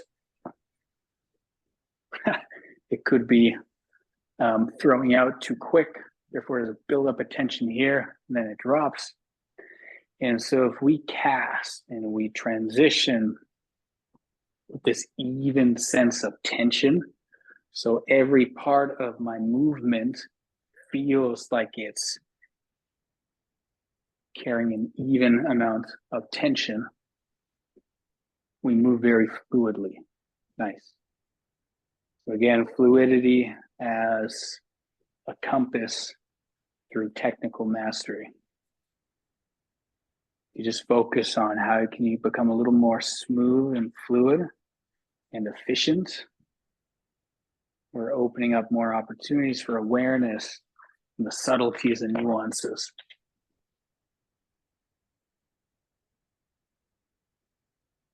Nice. All right. That's our bottoms up transition, called different names, but we are transitioning and the kettlebell is bottoms up. That's why I like to call it bottoms up transition. Whoop-de-whoop. Heard it call. All right, sweet. We're gonna jump into our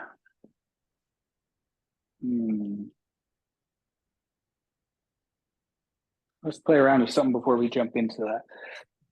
So everyone, I want you to find an outside cast, inside rack.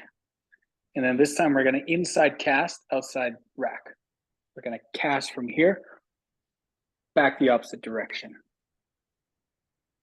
Cast.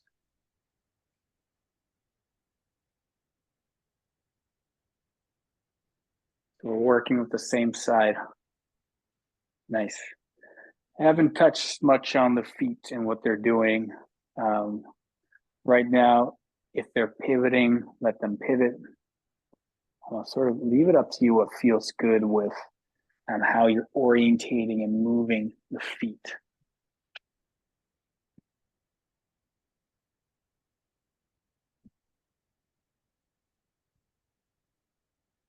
Nice. Switch sides if you haven't. I don't think I've been very good at keeping track of sides.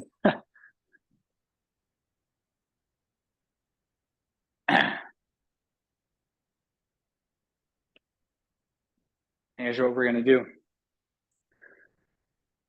Here's the pattern we're going to create. So we're going to go back into our figure eight sequence. So we have this continuous pattern you just looked at before the break. I'm going to cast outside, rack inside, cast inside, rack outside, and then I'm going to switch sides. Cast out, cast in. Now I'm going to switch sides. We'll run through it together if you'd like. I'm going to start in my right hand in a rack position. I'm going to find my two casts first. So go to the right, cast, rack inside, cast inside, rack outside. I'm going to come forward. My left hand's going to connect, and I'm going to go behind the right leg, back up into the left. Everyone should be in the left hand. Brett, switch sides. Oh, no, you're good. You're good. Something happened, but you're good. Oh, that is your left hand. Oh, that's on me. All right. Outside cast. Inside cast. Switch sides with the figure eight.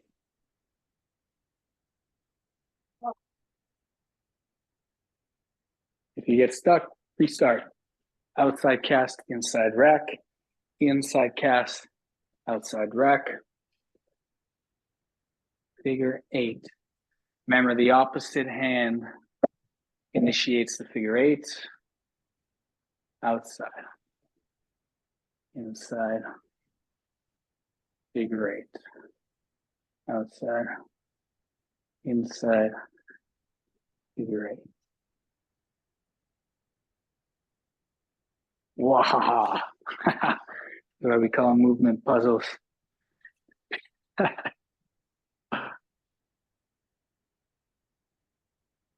You're moving with a 12 kg bell, even the 12 kg bell for men and 8 kg for women. It gets intense after a while. When do we start repping stuff out?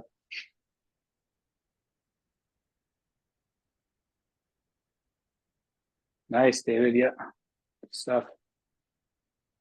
Outside, inside. Grab with the, yeah, you got it. Nice. Sweet. All right, so I just wanted to throw that in.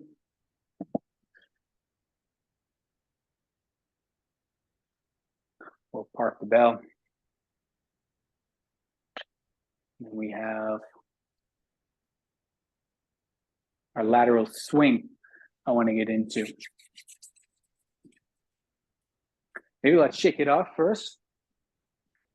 Do a little shake, get a little bit of energy back in.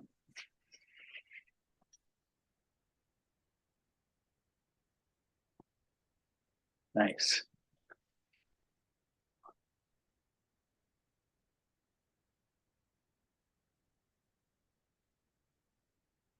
Awesome. All right, lateral swing. One of, if not my favorite movement with the kettlebell, besides different juggling tricks. Lateral swing looks like this. So this is a lateral hinge-based movement.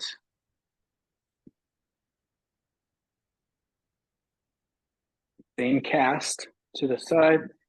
This time we are traveling downwards into our hinge, very similar to our deadlift. I love this movement because it integrates so much. We're hinging, we're rotating both at the top and at the bottom. And it is also still a swing-based movement because it is the momentum from my hips traveling backwards and forwards that drives the kettlebell up towards the side. So I like to teach this one by breaking it down, even though I'm sure we could all just jump into it. Let's revisit some dead stop cleans. So from the ground up, rack position, up, rack, down. Nice and simple. As we're doing this, keep going. You can switch sides whenever you like. To recognize that we're working up from the ground into the rack position in a straight line. Visuals help a lot when learning movements. So working up, traveling in a straight line. Some would argue it's a spiral. It's okay. All right. Now what we're going to do, so drop the bell below you. I'm going to find my hinge as if I'm going down for a deadlift or that dead stop clean. I'm going to place the bell about a foot outside of my opposite leg. In this case, I'm going to be using my right hand. It's going to be outside my left leg.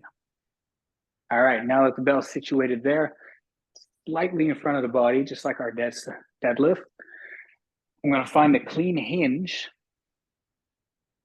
and then I'm going to find a clean rotation. So note how I'm not shifting my hips one way. It's a hinge, and I'm rotating, just like we did in warm-up.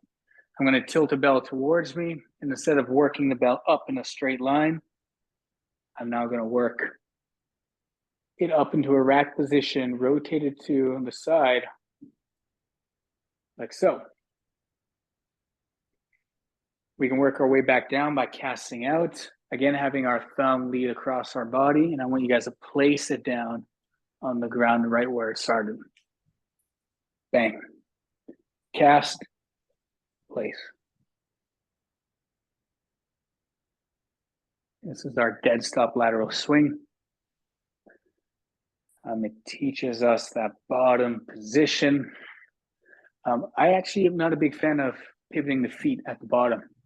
I'd rather keep it a clean hinge, so my feet are facing forward and I'm rotating as opposed to leading or shifting over. Yeah, so hinge, rotation. The knees can move forwards and backwards, but I don't want them twisting to the side.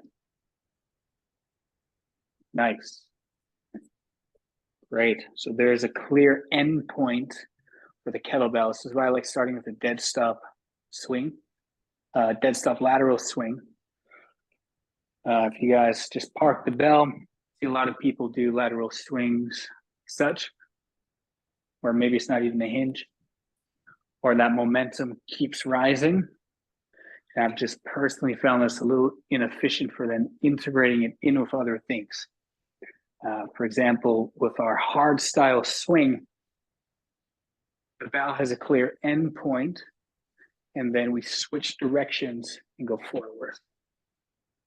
It doesn't keep going. Likewise, with the lateral swing, if we have an end point, then I can continue back out the other side with a little more control. So now as we get into our lateral swing, we're going to float it above the ground. We're going to work our way up. So we're casting into a curve that is then stabbing straight into the ground. And then we're coming back up the opposite way. Nice.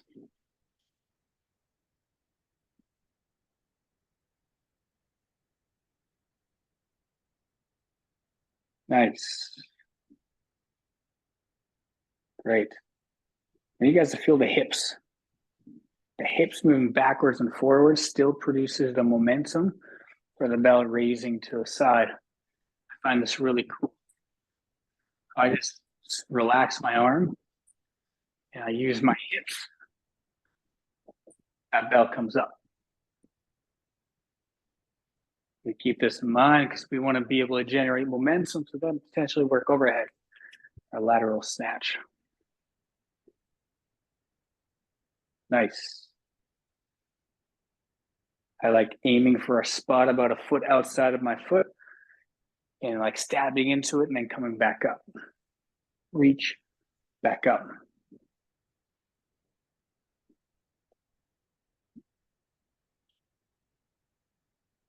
You haven't switched sides. Here's a way you can switch sides, which also introduces us into our next little flow sequence. I'm going to hit a lateral swing. I'm going to hit my bottoms up transition. Lateral swing. Bottoms up transition. Swing. Transition.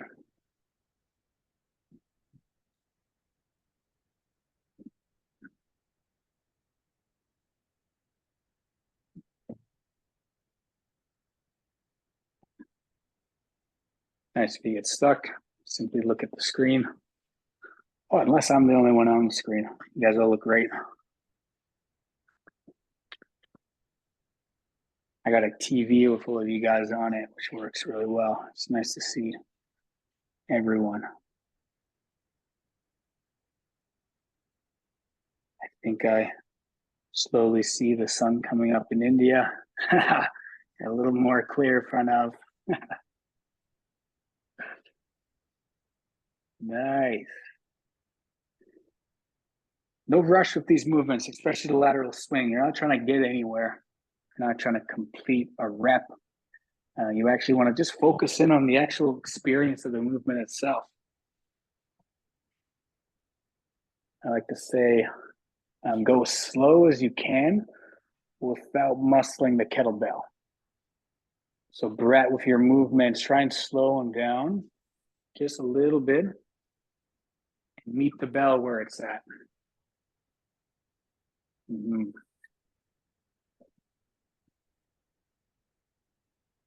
Again, when we move too quick, we're not as aware as we could be when it comes to what we're doing. When we move slow, we have the opportunity to actually feel into every part of the movement and use that feedback to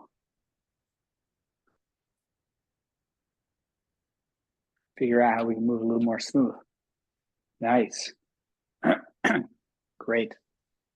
In even tension.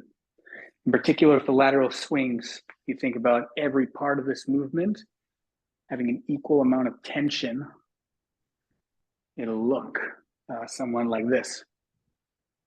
So you see how there's no one part of my movement that has a buildup of momentum, as opposed to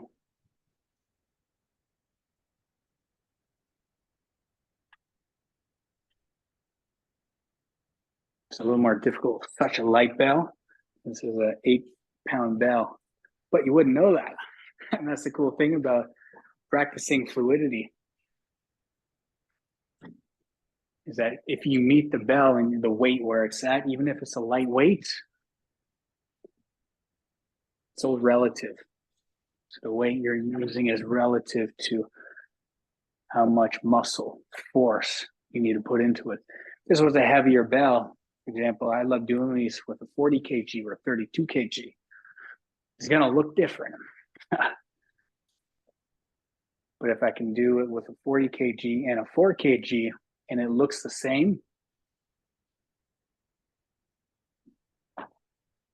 it's because I built up those nuances of awareness. Lightweight. Cool. All right. That was our lateral swing, bottoms up transition. Last note on the swing, you don't need to over rotate. Find a comfortable max rotation. For example, for me, that's literally here.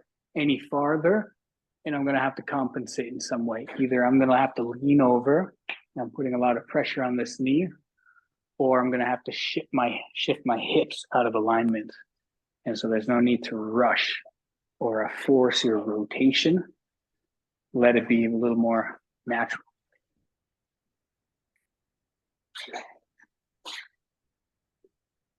Cool.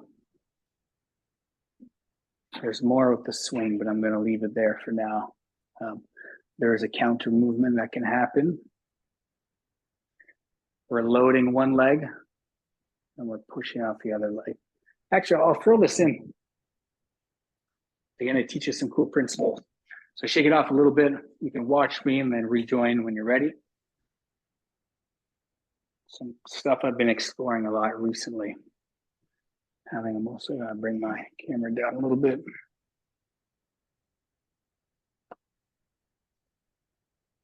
All right.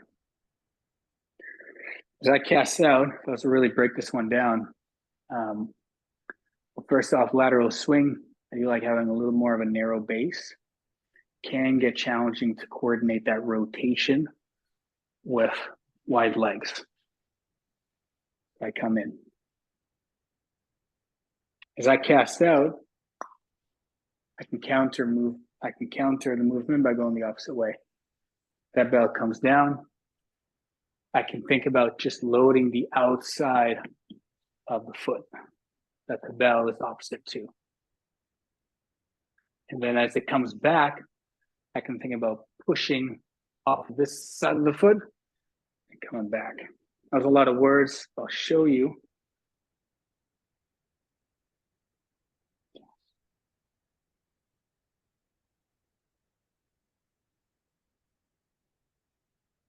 So all I'm thinking about is pushing literally off the outside of my foot. I find as long as you think about that pushing off the outside of your foot, the rest of your body will come into play. There's something to play around with in terms of adding layers of fluidity into your practice. There's a timing, and this is going to have to be felt into. So again, it's relative to the weight you're using, size of your limbs.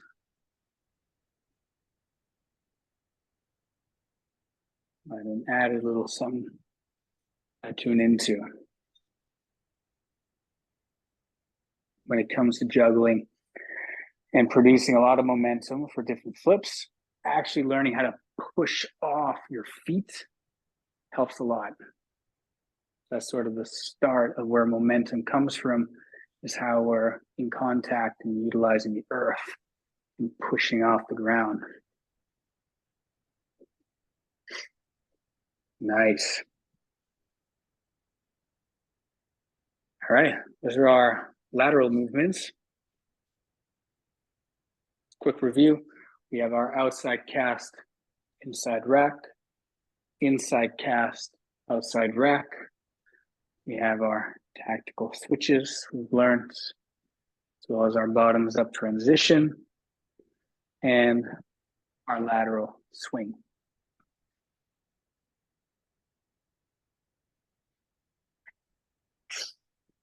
Any questions on any of that thus far?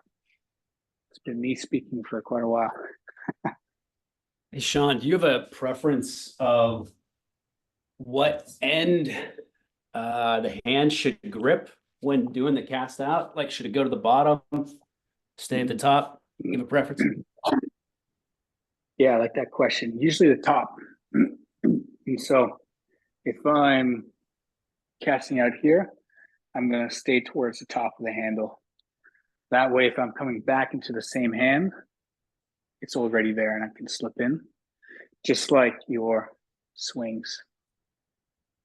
Cast out in front of the body, we're often up here, in here. That also means that I open up that side for movements and transitions.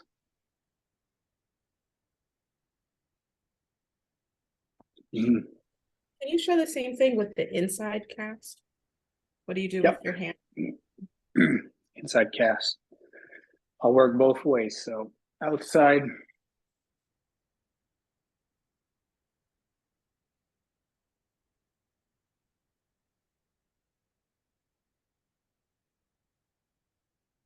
Okay.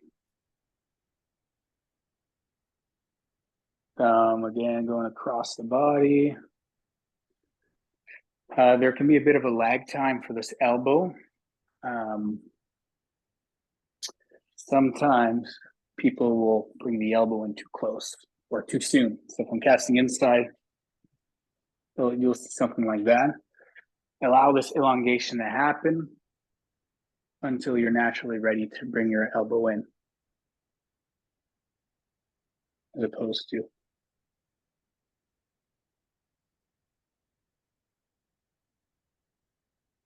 just in the quality of circles creating. Nice. Anything else?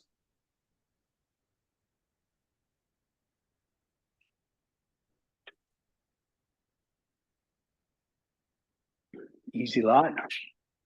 Nice. You guys are very well primed to jump into this stuff. It's great. Now I've taken Blake on a bit of a journey. We've been doing a lot of juggling. He's great. He's having a lot of fun.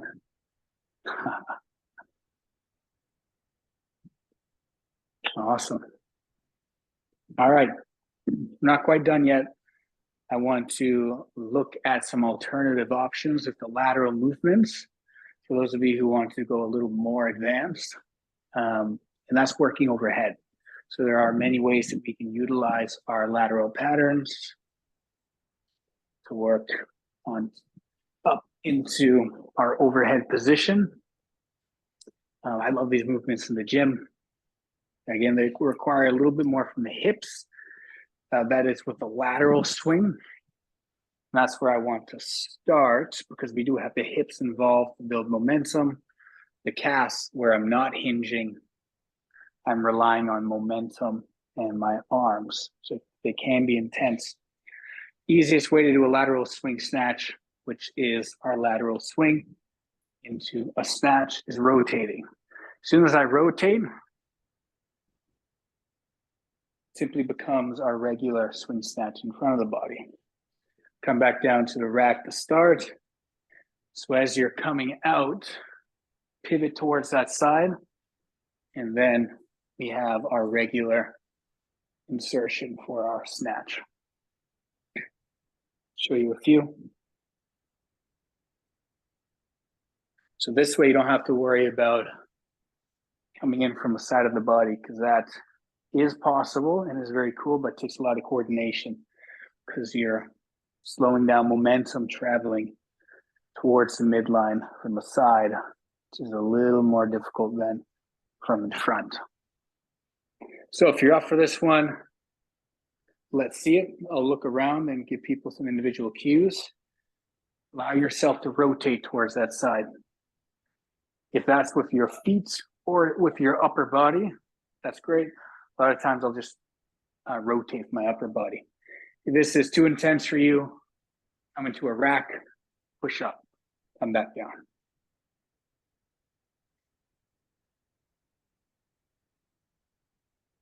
Nice.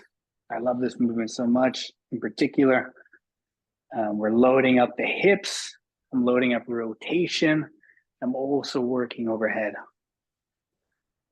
Strangely enough, I can sometimes snatch more weight with this version of the snatch than my regular swing snatch in front of the body.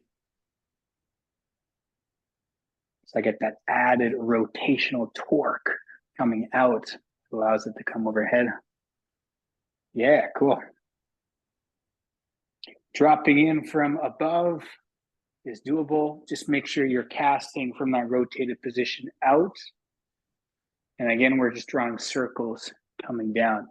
Time your hinge so your knees, of course, don't get in the way too early. Nice. Nice, Ian. Nice, Simon. Awesome, Blake. Kat, awesome work. Yeah, David, that looks good. I feel this movement's very athletic as well. Nice, Brett. Nice. Brett, as you travel downwards in your lateral swing, try to make that last portion of your swing a little more of a stab. There's times when you still go upwards and you just have to, it's harder to navigate that weight than changing directions. So as you come down for your swing, choose a spot near the ground where you're going to end at, and then work your way back up. As opposed to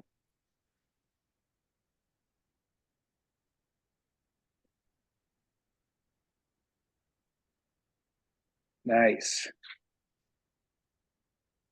Cool. Yeah, I love loading up this movement. Very nice. All right, other potential options. Working overhead in our lateral patterns is our cast. A little more challenging just because I don't have my hips involved and I want to use momentum to bring myself overhead. So one of the easiest casts to get overhead is actually our inside cast. So I'm going to cast inside, work out. Again, just make sure you're rotating as you're coming into that overhead position. Not doing this. If you can do that, great. Nothing's off the table with this. In terms of safety and introducing yourself to the movement, you want to introduce our new friends with our old friends, or new movements with something like the swing snatch that we understand.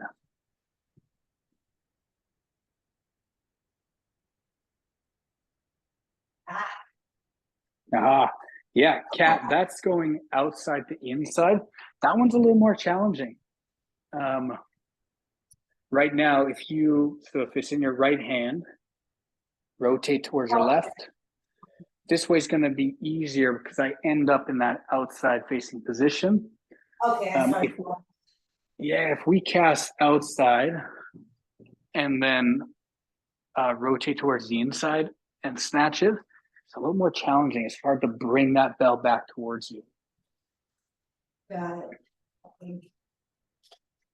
Yet, this is a brilliant movement for practicing mills with juggling. So our mills are movements where we come across the body, we do a flip, we catch, and we continue that pattern. And it's challenging. But this is a difficult yet great way to become familiar with the weight we're learning how to manipulate. I think juggling is fascinating for so many different reasons. Think about these movements that we're learning how to coordinate and move momentum through efficiently. Now imagine flipping that bell 5 feet up in the air and then having to control that weight momentum in your body so it doesn't get hit as we're doing those movements. And so we start with these whenever I'm coaching someone or I'm taking someone through a mentorship. We make sure these patterns are clean, and then we can start building those skills on top of, because we're familiar with the patterns. Not the biggest fan of people jumping into advanced tricks and juggling without having understood how we can move 3D. Nice. Last one, if you want to give it a shot, outside cast. Bottoms up transition, overhead. Bottoms up transition, overhead. We can use the bottoms up transition as a funnel for momentum. That's what's cool about it. If I get out of the way and I make this circle on the inside nice and clean, my momentum stays the same. Dropping in from overhead is a little more advanced, so I like to go from a rack position, transition, overhead, rack, transition, rack. If that's too much, just press up a rack position to get overhead. Yeah, cool.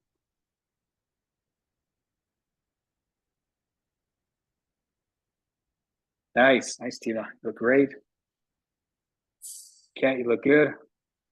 As you're utilizing the regressions. Brett, you look great. It's really cool to see people unlock these movements. Nice, Simon.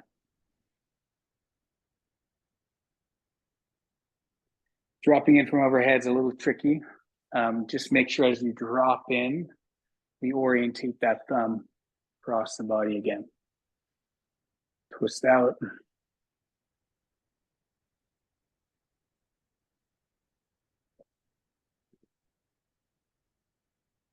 Nice. All right. You can park that bell, grab some water.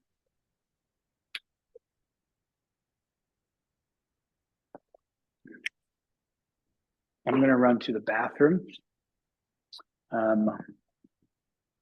Feel free to do the same.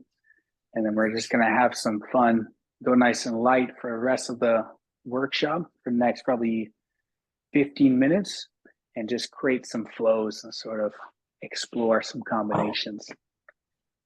All right, I'll be back in 3.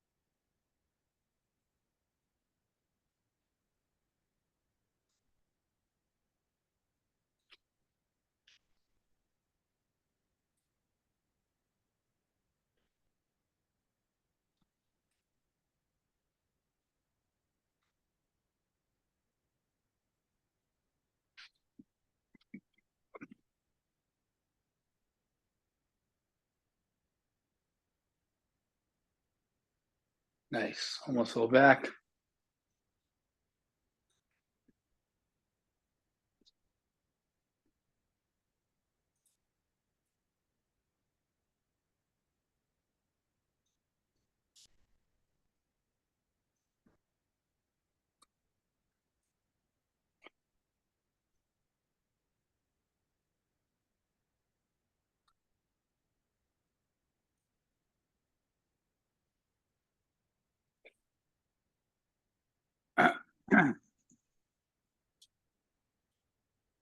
All right. Looks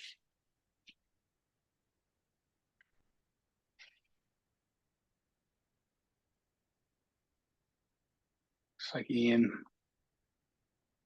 left the chat.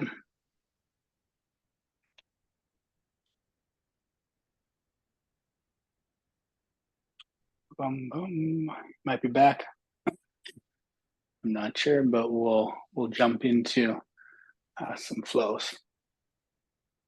All right. All right. So we've got some pretty cool skills now at our disposal. I love the saying isolation, integration, improvisation. And so first we practice skills in isolation. Ido Portal said this. We practice skills in isolation, and once we have formed the mastery over that individual skill, we can integrate it with another skill. Once we do that enough times, and we've integrated new skills with old skills, and we open up this ability to improvise, where the true essence of flow really lives. So we're gonna integrate some movements. There's always more to be practiced with isolation and isolated movements. I love setting a timer and just for a minute and just practicing those isolated minutes as an opportunity for a workout or a session. Not focus on reps, just focus on the quality of your movement. You end up getting in so many reps without actually thinking about it, which is a cool side benefit of flowing. So here's our first little movement sequence I want to introduce. I want to go into a lateral swing, come back up, and then hit our figure eight sequence, switch sides. Lateral swing, figure eight, switch sides. I'm going to start in my right hand. Follow along if you like. All right, so I'm going to rotate to my right with the bell in my right hand. Yeah, lateral swing, back up to the right. My left hand is going to grab the bell, and I'm going to go behind my right leg. End up coming back in my left. Yeah, David, just put that left hand through. Yeah, lateral swing.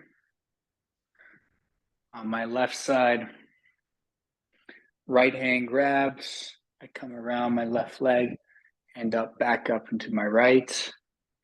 Rotate to the right, lateral swing. Left hand grabs, comes around.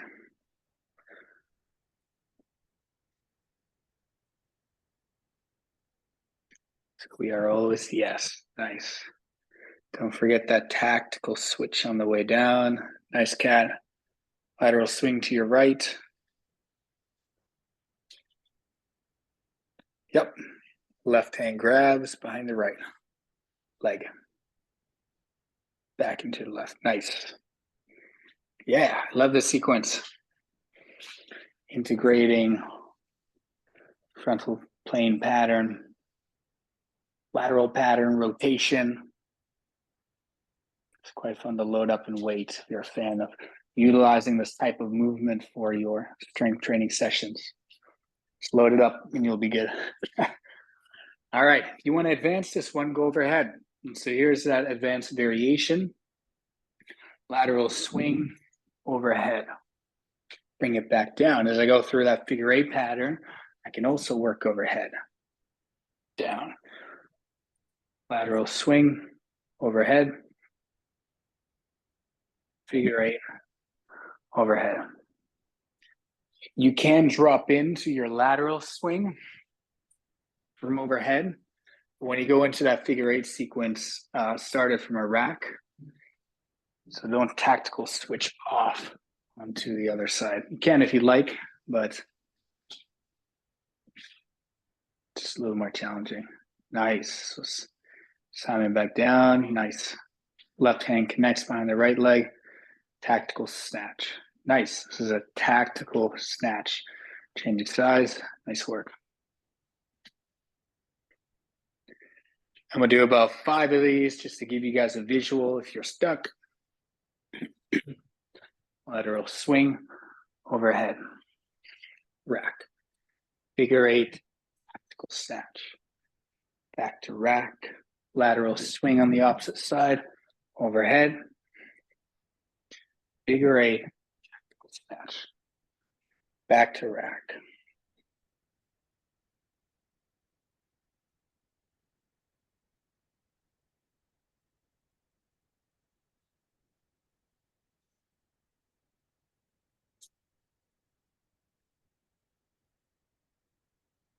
Nice.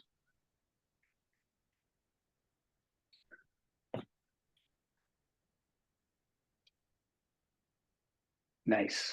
Again, if those snatches feel a little too much, just come up into a rack and press instead. Always have that as an option. Nice work, Tina.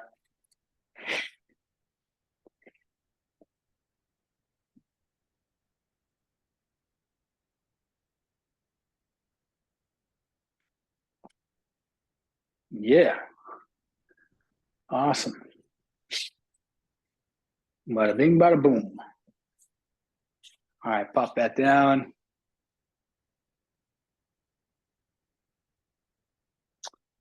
Let's see.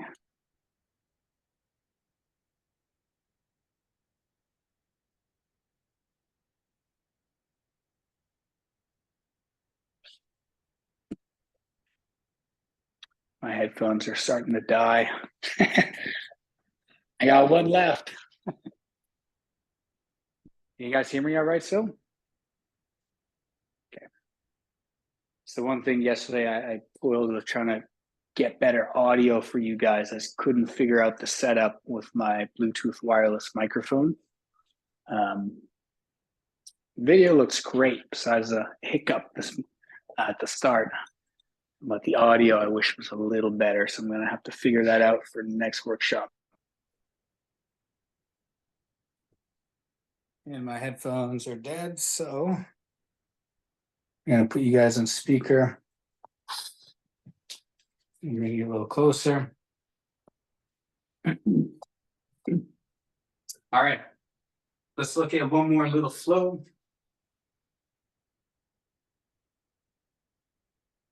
So I want you guys, it's going to be a snatch ladder. And then we're going to utilize the bottoms up transition to switch sides. And so you're going to go swing, swing, snatch, bottoms up transition, switch sides.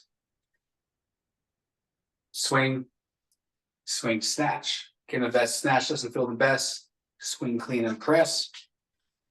And then transition using that bottoms up transition.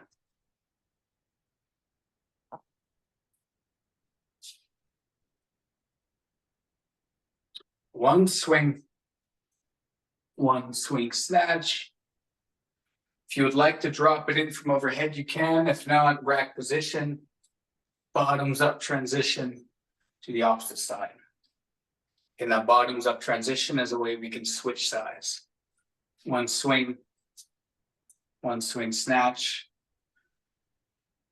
transition to the opposite side.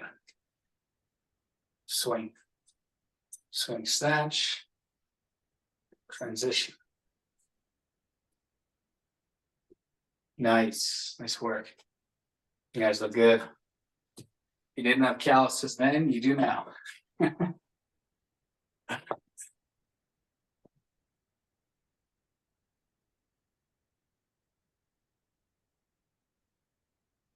Swing, swing snatch, bottoms up transition to the opposite side.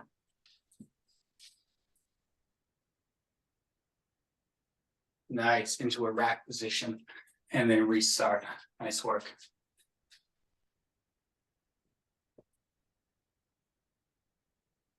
Nice. All right, you guys. In terms of flows, I just made those up. There's no progressive building of flows. With access to more material and skills, you can start to create yourself. I see this flow practice, being able to move 3D, as a creativity. I think fitness is best done when there's a creative component involved. Keeps things novel, and it keeps us growing as well in skill. It's incredibly good for the brain too as it ages. Strength wise, if you're a fan of strength workouts, you want to utilize more of our classic conventional way of working out to build strength, muscle, and size. Just load the weights accordingly, a little heavier, and go through similar movement patterns. I found, being an athlete my whole life, semi-pro soccer player, kettlebell movement, especially transitioning into some of the multi-planar stuff, translates really well to the field in my case, or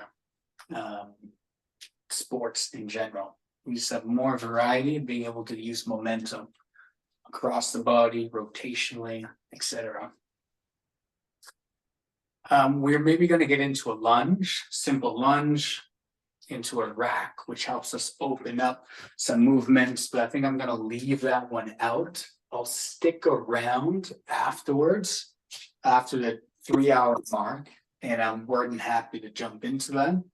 Unless you guys all want to, wow, I see what happens. Double thumbs up and we get lights. And then one thumb up, it's just a single thumb. That's funny. What do you guys think? Maybe everyone just pop in one by one. I'll call you in. Let me know how you're doing right now. How's the workshop has been thus far? I need to turn that off somehow.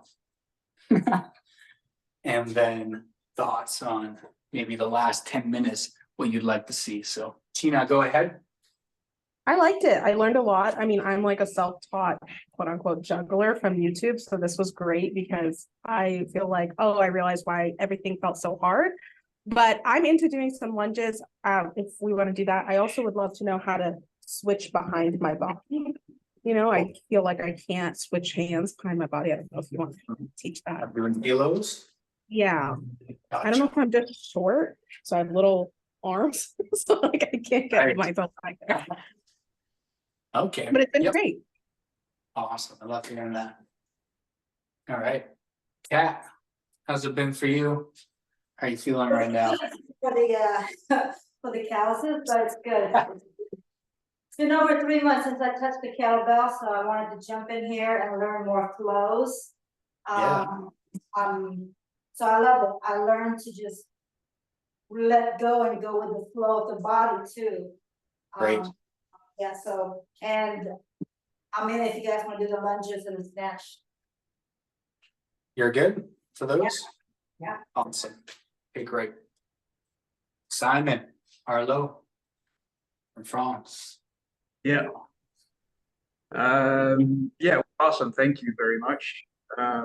It's getting pretty late over here, so feeling pretty tired.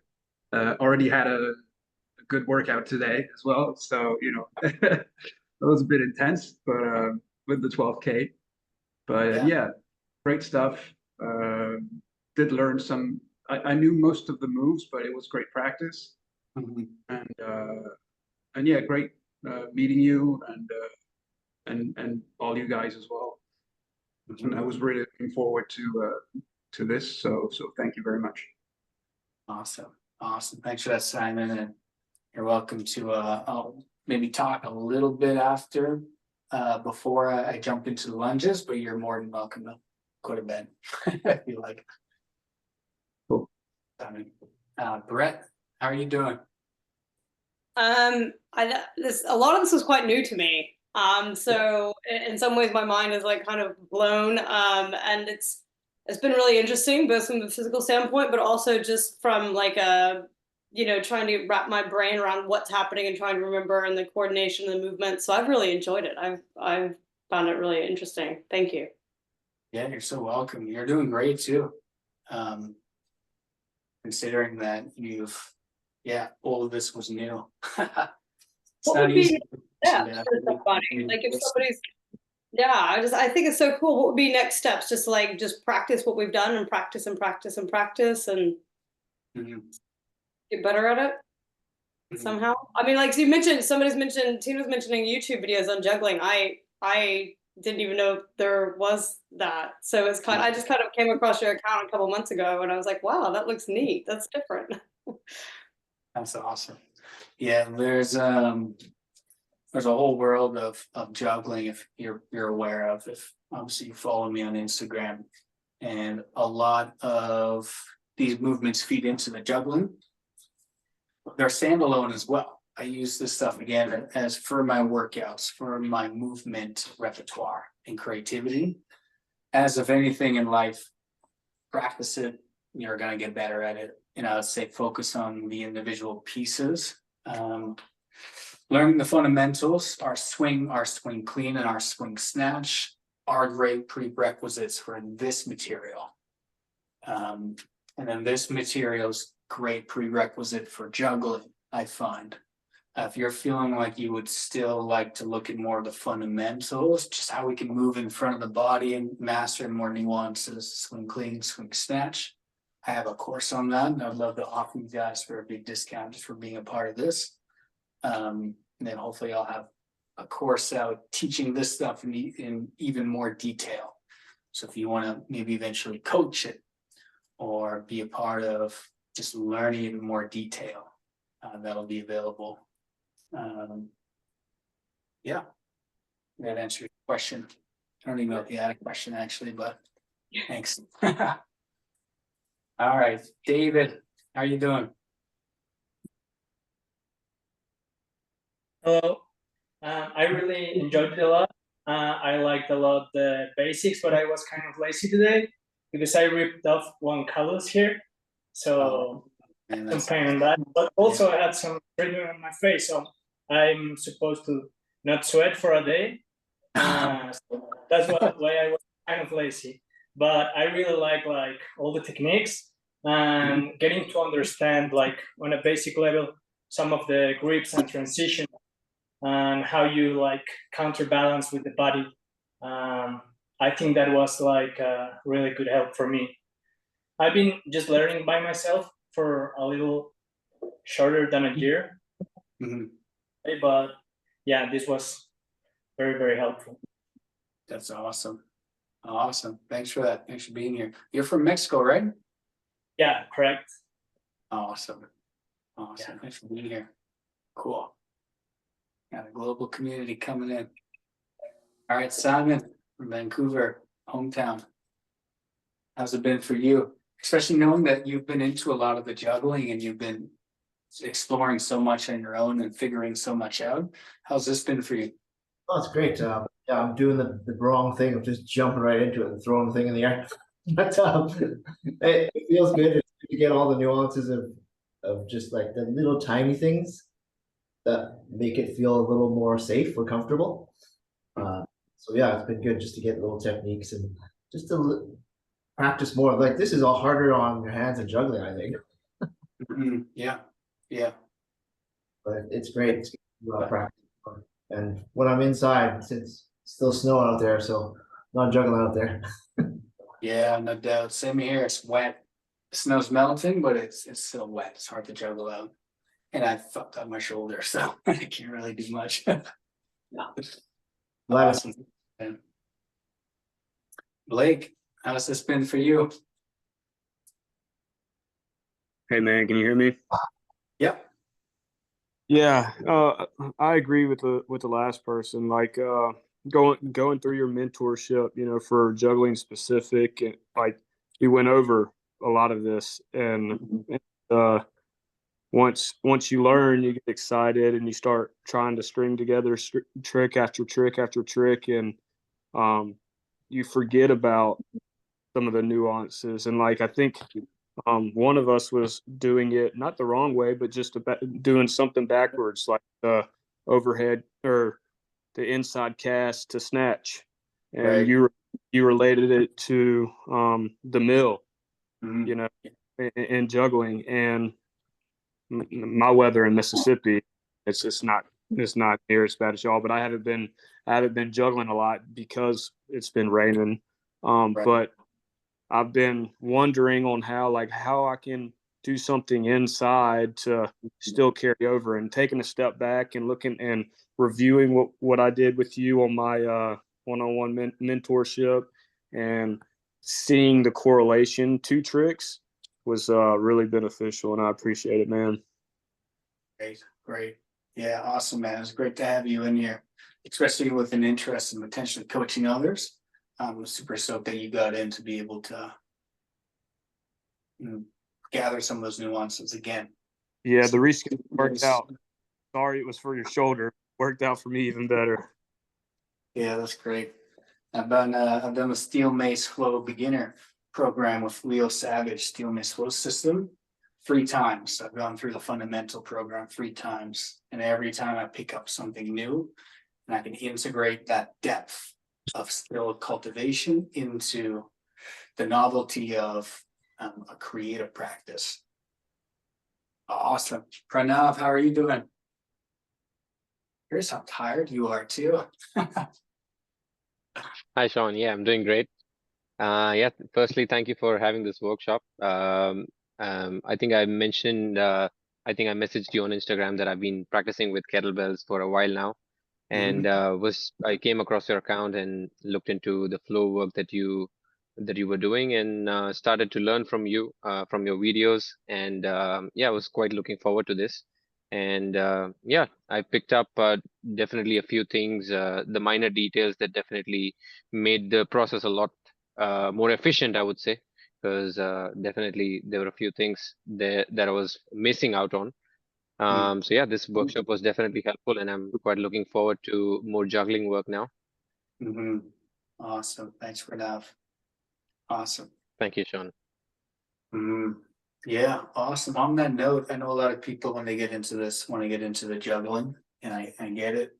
I am going to be having another workshop, hopefully within the next month or month and a half, on an intro to juggling.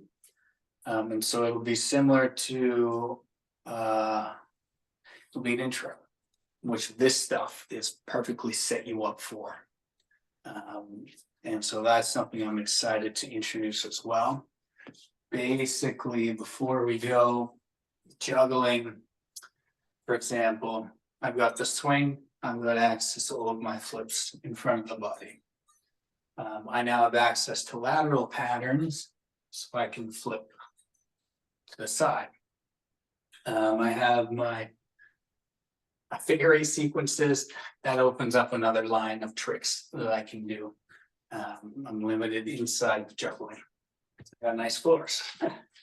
That workshop, I'll let you guys specifically all know when that's going to go down. I think it'd be a really cool build on from this workshop.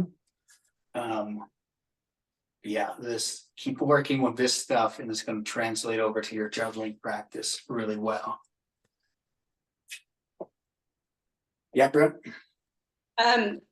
I'm just listening to a lot of people talking about being outside for that. I mean, this is a stupid question. I don't know. Obviously, I guess you're going to drop it a lot and stuff, so you should probably be outside. Yeah, they're going to drop this shit ton. So outside or somewhere droppable is going to be a good idea. That's the challenge of running these workshops, and why I've been focusing my energy with the juggling education on the 1v1 mentorships or the small groups, because it's easier to control those variables. As soon as you have a large group, I can only be aware of so many people. There is a danger, yet it can be mitigated massively. And there's a very safe way to start juggling and go through it. But you do need the right context in place. outside's ideal in a gym like a CrossFit gym where you can drop in, or any gym. Just they might not let you back in. And so I want to work on that workshop, and then also find a way to prepare people for that, because you will be dropping it. Yeah, I may wrap up here as well. I'm going to be on for another couple minutes. We are at the 3-hour mark, and I appreciate your guys' time so much thus far.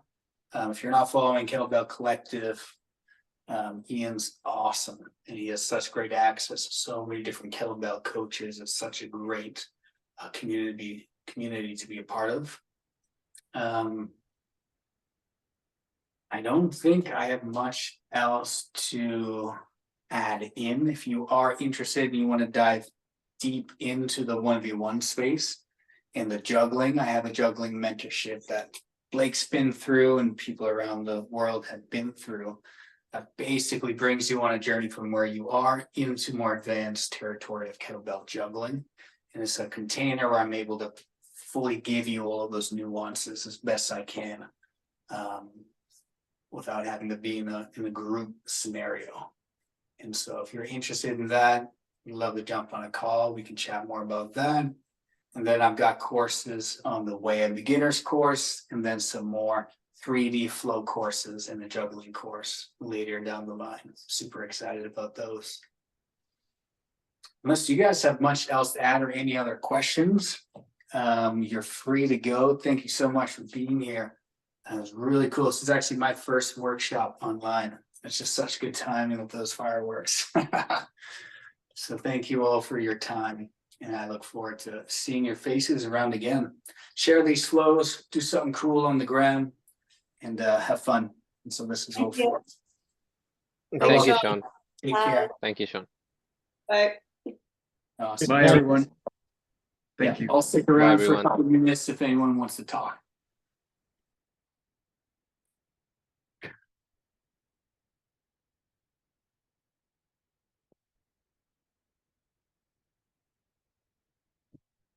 Nice.